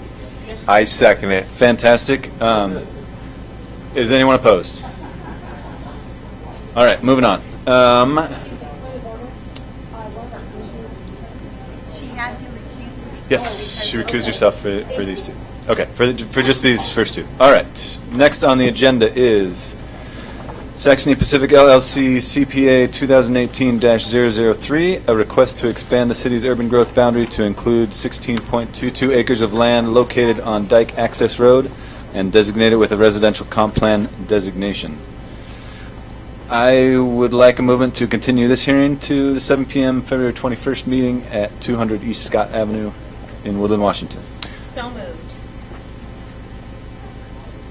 I'm looking at you, Was Frank. that a second? I'm looking at you, Frank. Okay, hang on a minute. Can I discuss something here? Yes. Okay. We just had a motion that we're changing the ball game here, and we're looking at the things inside the city first. This is outside, right? This is a zoning change, or is it? That's correct, yes. Just a zoning change. It's inside the city?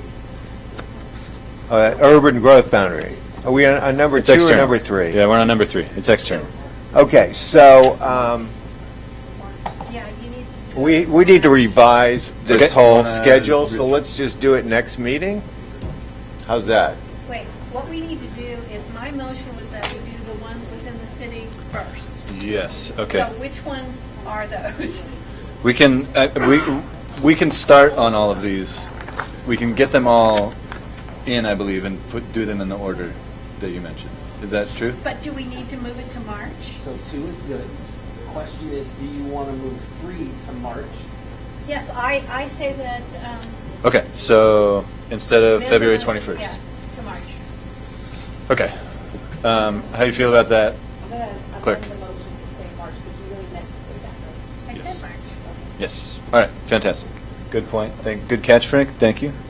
So that would be March 21st at 7 o'clock at this location. Okay. I second the motion. Is anyone opposed? All right. Moving All in favor. on. Oh. If no one's opposed, Okay. we're good to go. Yep, motion carries.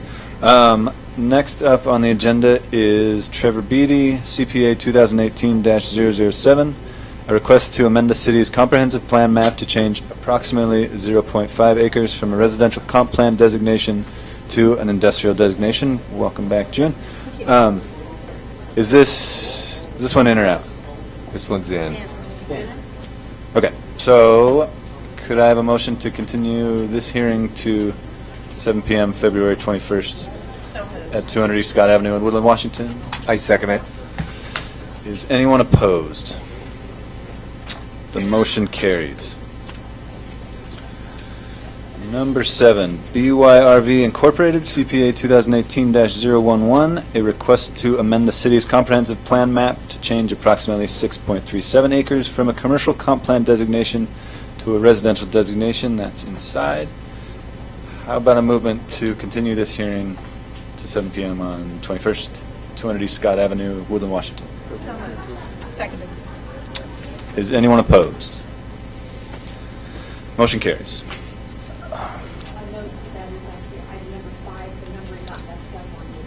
All right, fantastic, thank you. Number 6, all right. Gary Loomis, CPA 2018-008, a request to expand the city's urban growth boundary to include 56.71 acres of land located north of the city between Green Mountain Road and Interstate 5. The applicant is requesting a commercial comp plan designation for approximately 26.36 acres and approximately 30.35 acres with a residential designation. That would have to be enlarged, or, no, he's, Expand it outside the urban growth boundary. Yeah, so you want to do March? So, movement. Second. Hold on, we got to do it for real. That's continue the hearing to 7 p.m. March 21st at 200 East Scott Avenue in Woodland, Washington. That's the motion. So moved. So moved. Fantastic. June seconded. Anyone opposed? Motion carries. So we're on to 7 now. Woodland Commerce Center LLC, CPA 2018-012, a request to amend the city's comprehensive plan map to change approximately 5.51 acres from a commercial comp plan designation to a residential designation. So this is internal, right? It's in February. Okay. All right. So okay. Fantastic. So could I get a movement to continue this hearing to 7 p.m. February 21st, 200 East Scott Avenue in Woodland, Washington? Second. Is anyone opposed? The motion carries. 8 Walt Hauser LLC, CPA 2018-006, a request to expand the city's urban growth boundary to include 43.61 acres of land located on South Pekin Road and designate it with an industrial comprehensive plan designation. Could I have a motion to continue the hearing to 7 p.m. March 21st, 200 East Scott Avenue in Woodland, Washington? Is anyone opposed? Motion carries. Aho Construction 1 Incorporated? I Incorporated? Maybe that's a typo. Okay.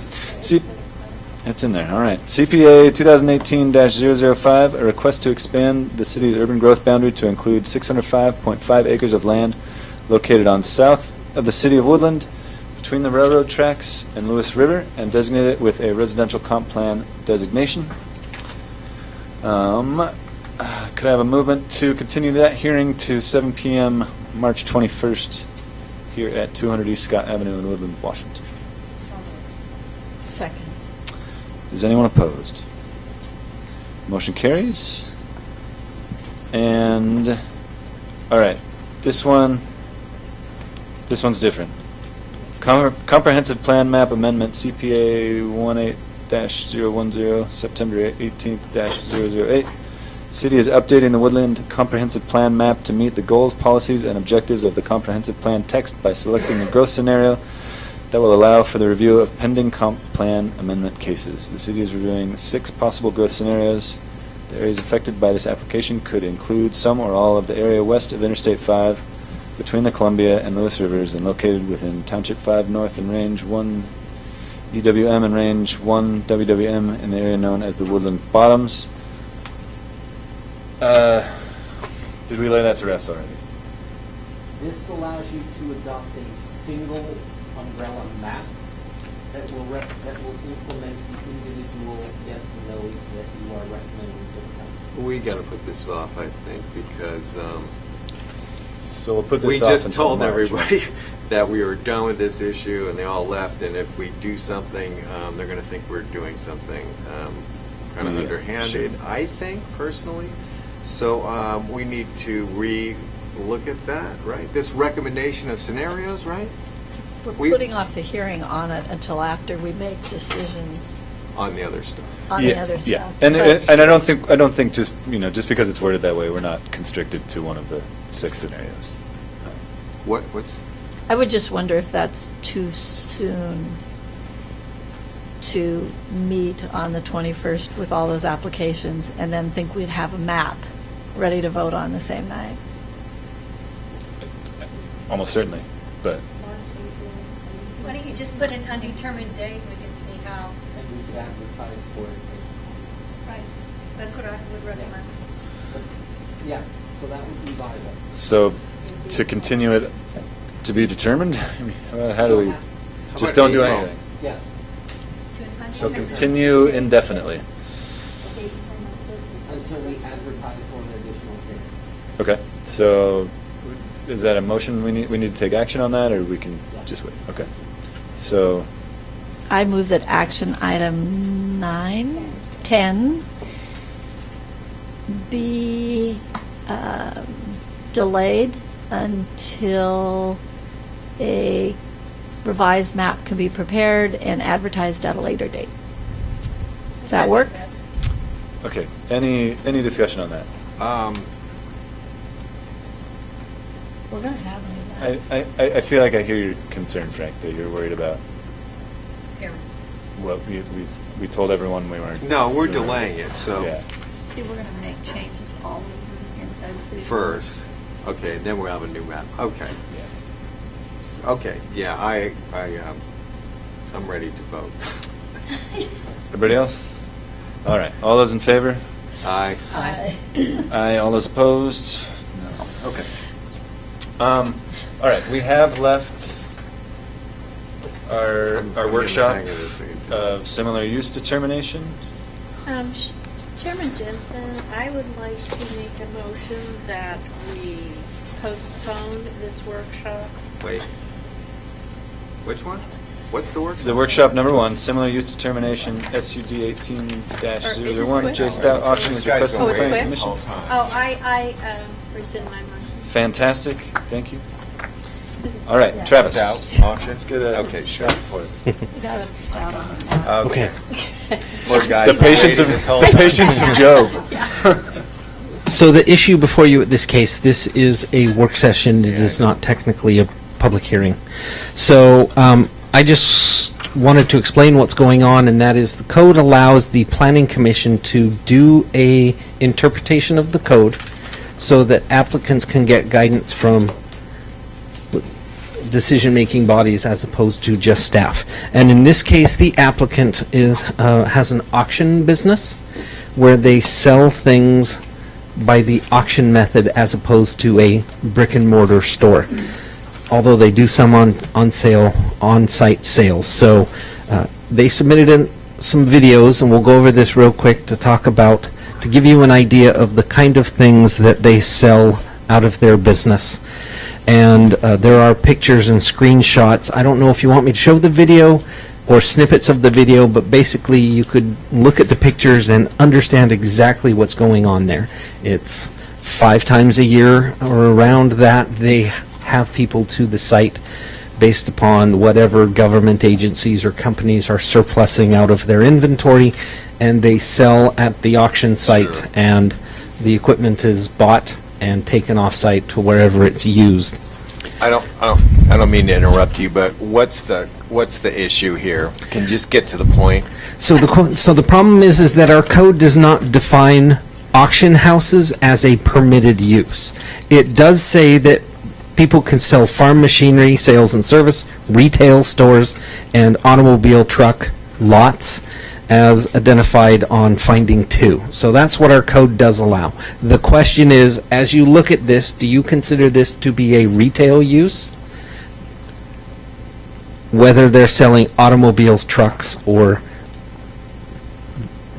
the question, because the reason why they're asking is they're looking at a site in Woodland and they're interested in buying, but they want to know whether an auction house is the same as a retail store.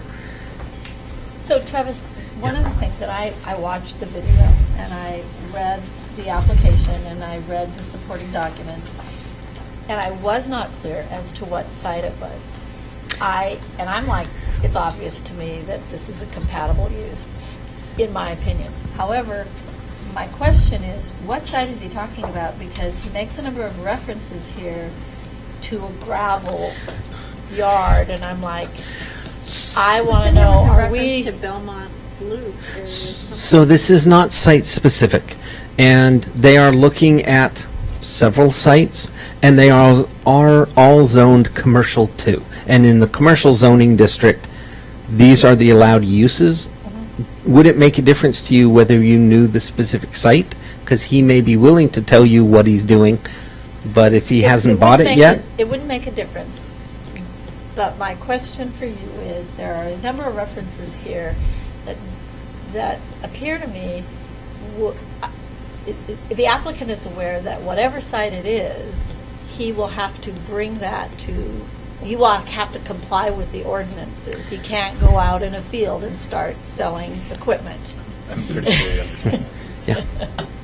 And he is here, so if you're done with my presentation, we can let him have his 3 minutes, right? That was fantastic. That was quick. Thanks. My name's Jake Stout. I'm the president of J Stout Auctions, and this is my partner, Ron Schultz. I think it'd be helpful to have a little background on what it is we do. We're primarily a heavy equipment, commercial truck, automobile, and light industrial tool auction company. We primarily deal in the government surplus sector, so assets similar as yours from roads or whatever is kind of one of our mainstay accounts. That inventory comes in, we remarket it and sell it. We also deal with end user construction companies and other government agencies and the general public. So items are delivered to the auction site. They're basically unloaded, sold in place 5 times a year, all in one day. Their auctions average between $3 to $5 million per sale. Our annual revenues as a company is around $20 million, so it's not like the Great Depression and having a farm sale out on a piece of ground out on the grass. We're a professional organization, and I do have some video. I did bring a video that would just show a 2-minute clip of the whole idea, so you'd be able to walk away really knowing and understanding what the business is. I'm sorry, I had no idea this was such a hot topic night to be here, but one of the challenges with zoning with an auction company, and we've dealt with this in Portland where we are currently at, we're looking to move north. I'm a Cowlitz County guy, born and raised. It's always been my intention to get to this side of the river for a lot of different reasons. But one of the main reasons we've identified this specific area is the ingress and egress off of exit 22. So there's a few pieces there of property that have interest to us, mostly because of a lot of the reasons that were addressed earlier tonight with ingress and egress. And driving through town with large trucks, we want to be wanted where we are. We don't want people to hate us. So anyway, and something we learned tonight, one of the properties that we're very interested in is in the zoning, the rezoning. So I thought that was kind of something that should, with all that's going on, and of course we had no idea. This is something, we were just given by our real estate agents. So it was kind of ironic tonight to come here and see that. But hey, here we are, and I thought that should be said. And if we can show you the video and give you a little bit better understanding of who we are. Absolutely, yeah. What kind of traffic is that going to bring in, and what are you going to do for parking? Sure. So we only have auctions 5 times a year, okay? And that's kind of the most that we have. Typically, our goal is we want a minimum of 4 auctions per year, so 1 auction per quarter. What kind of traffic does that bring in? So during that entire quarter, items are being dropped off. So it's not a ton of traffic because it's spread out over a large period of time. The largest portion of traffic is actually post-auction when the customers come in, pay for their items, and then it's transported out. That usually happens in a 3-week window as opposed to the buildup of an auction that's really over the period of a quarter. So kind of gives you an idea on the traffic. As far as the public that comes to the auction, there is traffic on auction day. And we can have anywhere from 1,000 to 2,000 people at the auction. 400 registered bidders. All those items that are being sold to, Washington residents, it's taxable revenue. So there's quite a bit going on. We require a specific size of property for our operation. You were mentioning the gravel. Your own parking. Absolutely, yeah. Okay, that's. Absolutely, yeah. We want the parking on our property, yep. Back to the gravel question, I know it's a long ways to get there, so I'm trying to wrap it all up and be as quick as I can. Actually, I got a question too, though. Are you done with yours? So this zoning is C2, highway commercial. So I'm curious, when you make this transaction, is this a retail transaction or is it a wholesale transaction? Would you collect sales tax or not? Yeah, we collect sales tax. Okay, so Yeah. there is a benefit to Yeah, this. so there is, oh, absolutely, yeah. Sales tax. Yeah, sales tax, yeah. can come directly, yeah. I know, there was some mention of wholesale, this or that. The definition of the wholesale part was a little confusing for me too. I get what I get what staff was getting at on that. I'm guessing wholesale goods, steel or grain or something like that. Right. But yeah, primarily everything we're selling sales taxable unless they have some tax exemption, out of state buyer or whatnot. Do you do online as well? We do, So the live. next time I want to buy a city fire truck, I don't Yeah. have to do it with a California auction company online? Absolutely. So we are a live, primarily, A bid. there's 3 different ways to transact with us. We have our live auctions where live people bid in real time against people online. So Okay. we're all standing out in the rain and bidding on an item, and people on the internet are bidding right along against you. In addition to that, we do online-only static sales, off-site and on-site. So we can sell a piece down in wherever it's at, and that guy bought it there. So maybe it's something in Kennewick or Ellensburg or wherever, and we're dealing with some jurisdiction, it doesn't make sense to move it here. It sells online. We also, when you deal with large municipalities, when you go out for bid for these contracts, often you end up having to sell other items that are outside of our main business focus, but sometimes you just get odds and ends from some of these municipalities, and basically we have an enclosed building that's pallet racked like a Home Depot, and we put those items on the rack, we inventory lot tag them, advertise them online, and it sells online. So there's a prohibited use of like inoperable vehicles, junk and stuff like this, okay? Is that your concern? That we do. Your stuff is kind of borderline, maybe, I mean, not that, I think the okay, well, let me just say what I was going to say. Yeah. I think the intent is that they don't want a junkyard there. Now, if you're selling vehicles that maybe don't run or are as is, as long as they're moving out of there. I appreciate you addressing that, Frank. Being there, Yeah. and if they don't sell, they get sent to the scrapyard. As long as there isn't an accumulation of junk, I think you would be conforming. I would agree with that. The intent of Yeah, the zone. I would agree with that. I mean, how it was, how it's currently articulated in the staff report, I think that might, be looked at, because what's the definition of inoperable other than, a junkyard? So maybe the city of Woodland's getting rid of a backhoe because it's not cost effective to run the boom anymore, but it still goes forward and reverse, and somebody wants to buy it to put it on their farm and fix it, but the city just says, they don't want to put the time and effort into it. So the word inoperable is a little ambiguous. I know, but you know what I'm saying? Absolutely. As long as So it's when we not- get cars, every once in a while we get wrecks. Out of a $5 million sale, I can count the number of wrecked vehicles on one hand, 4 or 5. But they come and go. They right? come and That's go. what They I'm don't hang around. Yep, they come and go. So you won't have to look at that car for more than 2 to 3 weeks. Okay, that's all. I mean, Yep. I think so. That would be more, in my view, right now. I'm thinking This is a good you're probably okay. representation of what a live auction looks like. It's professionally arranged by size, what it is.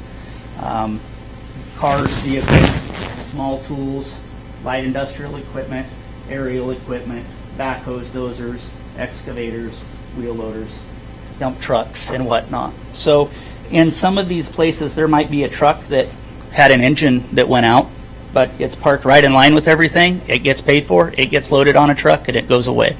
So in no sense will it ever look like a junkyard. It's, aesthetically lined up.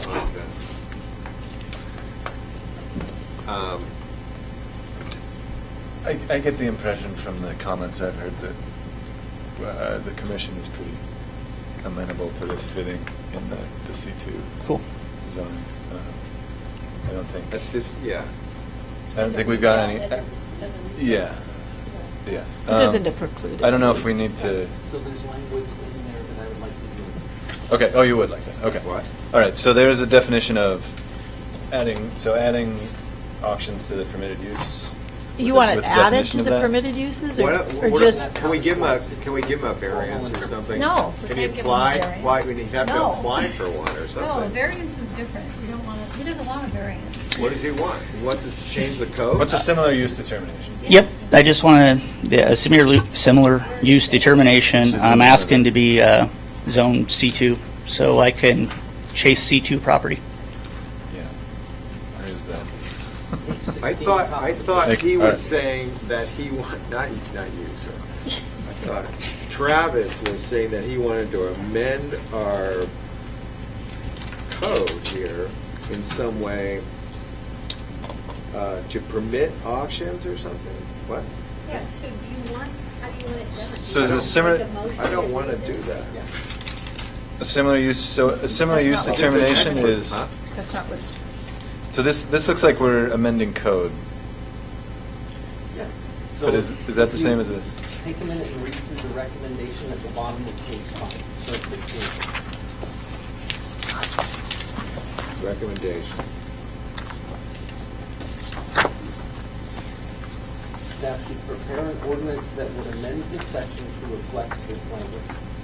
Okay, and that is the same as a similar use And determination. then everybody who comes down the pike who wants to do some kind of auctions, I mean, wait a second. No, you're not changing the code here. No way. Personally, that's the way I feel. I mean, an ordinance, prepare an ordinance. We don't do that. We're recommending He to the does. city The council. ordinance is right here, yeah, so it's on the next page, on page 16.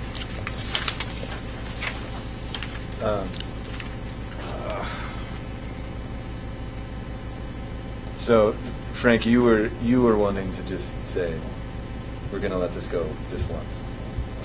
That was where Yeah, that was where your that's head what was I'm at. thinking. If he is presented the way he does his business accurately, and there's some way we can say, okay, in your case, we're going to let you, we're ruling this is conforming, or maybe Frank can get on this somehow legally or something. But I don't think I don't think we want to change our whole C2 classification. I mean, we're basically and saying- open the door for everybody. All of a sudden, somebody else comes down the road and says, "Well, you've changed." Or I'm not even sure, Frank, if like if we give him an exception, do we have to give somebody else an exception, or? Not if you modify the code, it will already be there. But we're trying to determine in this case, is an auction a retail activity? And to me it seems pretty cut and dry that it is a retail activity. Well, I don't know when they stopped having the auctions over there. It must have been in the last 5 or 6 years, but they used to always have the abandoned vehicle sale was over there on the bottom of Green Mountain Road. Oh, So okay. I think that was when it was still in the county. I mean, if he could have, it could look exactly the same. The business could look exactly the same if there wasn't an auction, if it was just like sold for a set price. Like the impact to the city would probably be pretty much the same, and he wouldn't even have to have this conversation with us. So I guess my concern is. Okay, I'm sorry. Go ahead. No, I am very interested in your concern. I'm not. It's not quite clear to me.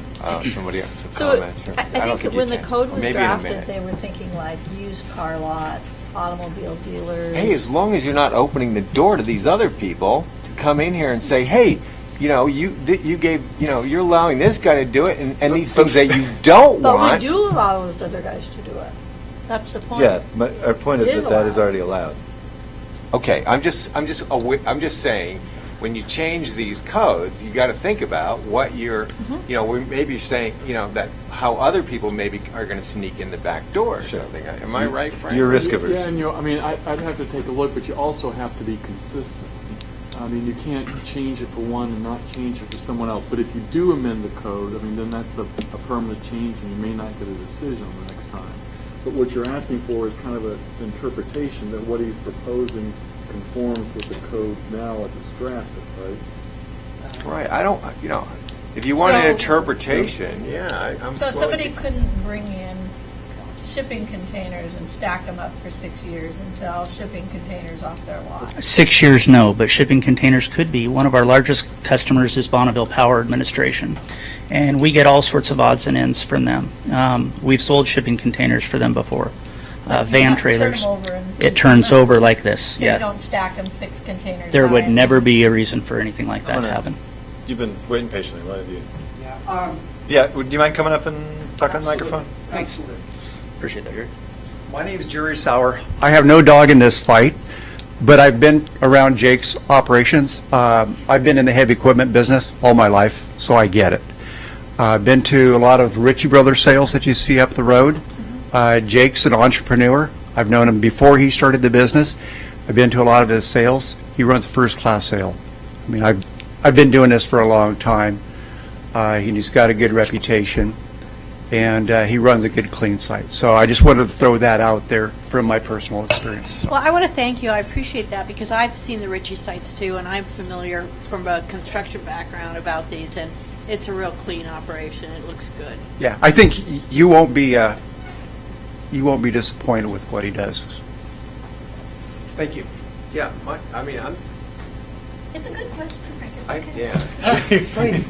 Well, I think we should have at least I one like it. for I'm just not risk sure averse. what do you want? What are you worried about?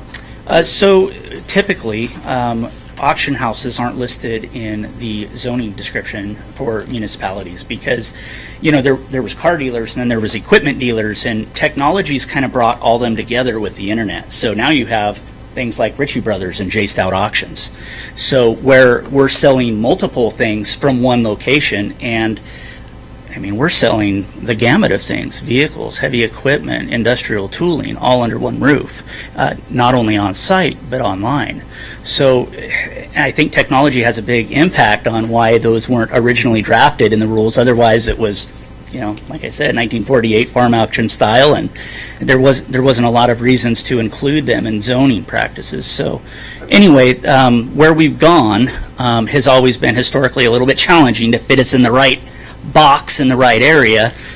You know, from us looking at the area, that makes perfect sense. From looking at what City of Woodland's C2 zoning requirements, we're like, yeah, this is where we belong, but we're not quite listed. So before we make a significant investment in a piece of land, just practicing due diligence, we just need to make sure that we can go there. Okay. And my experience is that, I mean, don't people sometimes get like some kind of special variance or something like that? Or A variance some kind is a different. Not variance, Frank. but some kind of special. Microphone, man. Oh. Thanks. Sorry. Yes, Frank, people get variances and they get conditional use permits, but they're specific to one particular site and one particular use. It's a different application, and it's more difficult. He's saying, your zone says this, this, and this, and I think that this is allowed in this zone already. Would you please clarify it for me? That's his question. Is there anything that could be auctioned that the community would object to? I mean, is there anything that goes on? I mean, I know nothing about. I mean, you the know, only difference is the way the sale is undertaken, right? Like, if it weren't, I guess, if it weren't an auction, maybe you wouldn't even get to ask that question, right? Well, I we mean, it's like- restrict retail activities in our town. Right. So what we're saying is that this Do is we a not? retail activity. what we restrict certain retail Yes. activities in our town, do we not? No. Like Basically marijuana? marijuana. Do we sell marijuana? Basically, Yes. marijuana is the one thing. Anything else? I heard there was somebody wanted to put a Harley Davidson dealership in, and the town didn't want it. No, Is they that wanted to true? put it in a spot where it wasn't zoned for that use. Okay, so they wanted to change the zoning. It would be permitted under number 4. Okay. Okay, if you guys feel comfortable with it, I'm fine with it. Whatever you want to do. All right, let me just ask you a question. Sure. I think he's concerned that you would get a lot of auction places coming into the city. But from my experience and from your experience, you can share, I mean, there's not going to be your competitors. Right. Our main competitor is Ritchie Brothers up in Chehalis on a regional basis. Our company's growing quite a bit. We also have a location over in Spokane, but we're really the number 2 to them, and they're a international company. So. Okay, so basically, before you get approval, don't you have to submit some sort of plan, like what you're going to do, or Travis? Is this looked into further, or what? Yeah, so they would have to go through a site plan review. We would look at building design, we would look at parking, we'd look at landscaping, we'd look at fencing. All of that has to be done. Do you think it's okay to do you? I guess you would. Do you recommend it to? So Okay. let me ask you a I'm question. fine with it then. Travis, if he managed to go over and buy the Walmart facility, he wouldn't be coming and asking us this question. He'd just be opening it up and going into business, right? So if he bought an existing facility, we don't have a change of occupancy ordinance. He'd just, The auction is the wild card. The 5 days of the year that 1,000 people show up, Mhm. if somebody complained, would we shut him down? We might, because auctions are not allowed. Does that make sense? And not necessarily not allowed by my reading, but it's just not listed. Yeah. Just not mentioned. I mean, I don't know. It's We not don't- prohibited use. Yeah, we don't shut Walmart down because they're open at midnight on Christmas Eve. But they don't auction things off. Are we giving a Yeah. This is a great. Are we doing a Thank you. recommendation to the council here, or what? Is that what we're doing? Yeah, the council has to pass the ordinance. Okay, then I'm on board. Okay. Is it a vote? Frank's on board. I'm fine with it. Any other concerns or questions or thoughts? Welcome to Woodland. I know you haven't got to show us. I know you haven't got to show us your video. All right. Good. But I think several of us have seen it already, or at least a couple of them. All right. Anybody have anything else to say? So do we need a motion to approve this, or If you send want it to to leave the here, council? I'm going to Yes, need a motion from move you. that. Okay, I move that we pass this to the city council with a recommendation to approve the change stipulated by our illustrious. You want?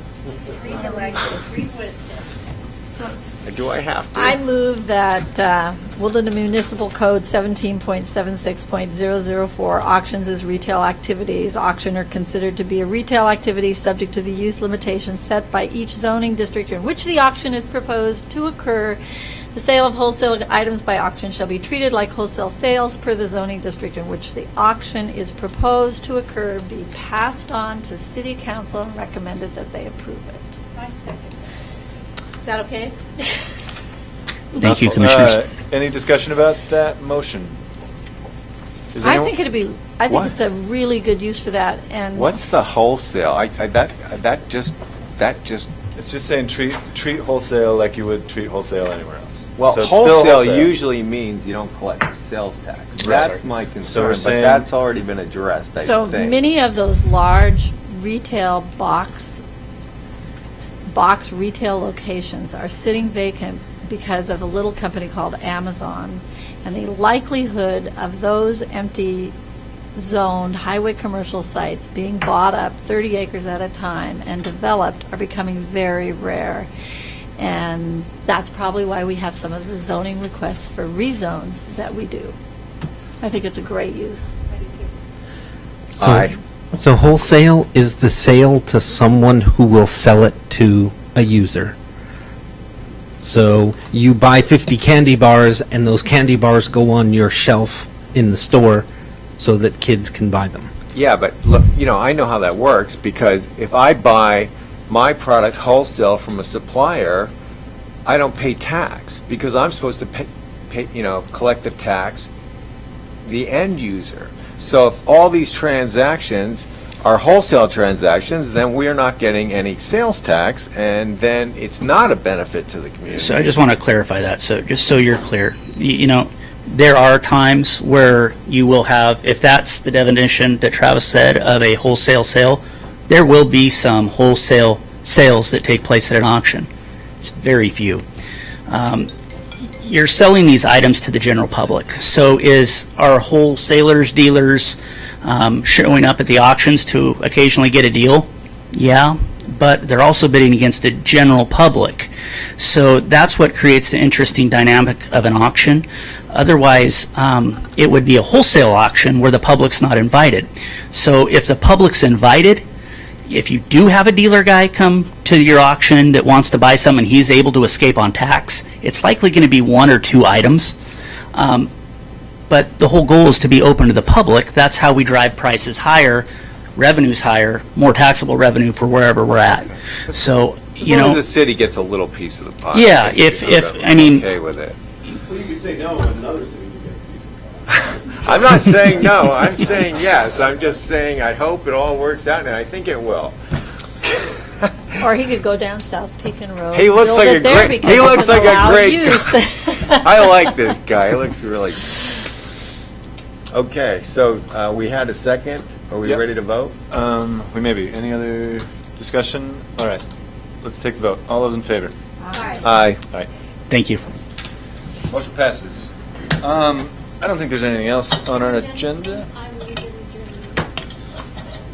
I second that, and Mr. Jensen, nice job. Nice job. Yes, thank you. And so, is anyone opposed? The motion carries. I will now close the public meeting at 10:58 p.m. Oh my God. Got really sharp with that gavel. Good job, Cal. Nice. Boy, that was a tough first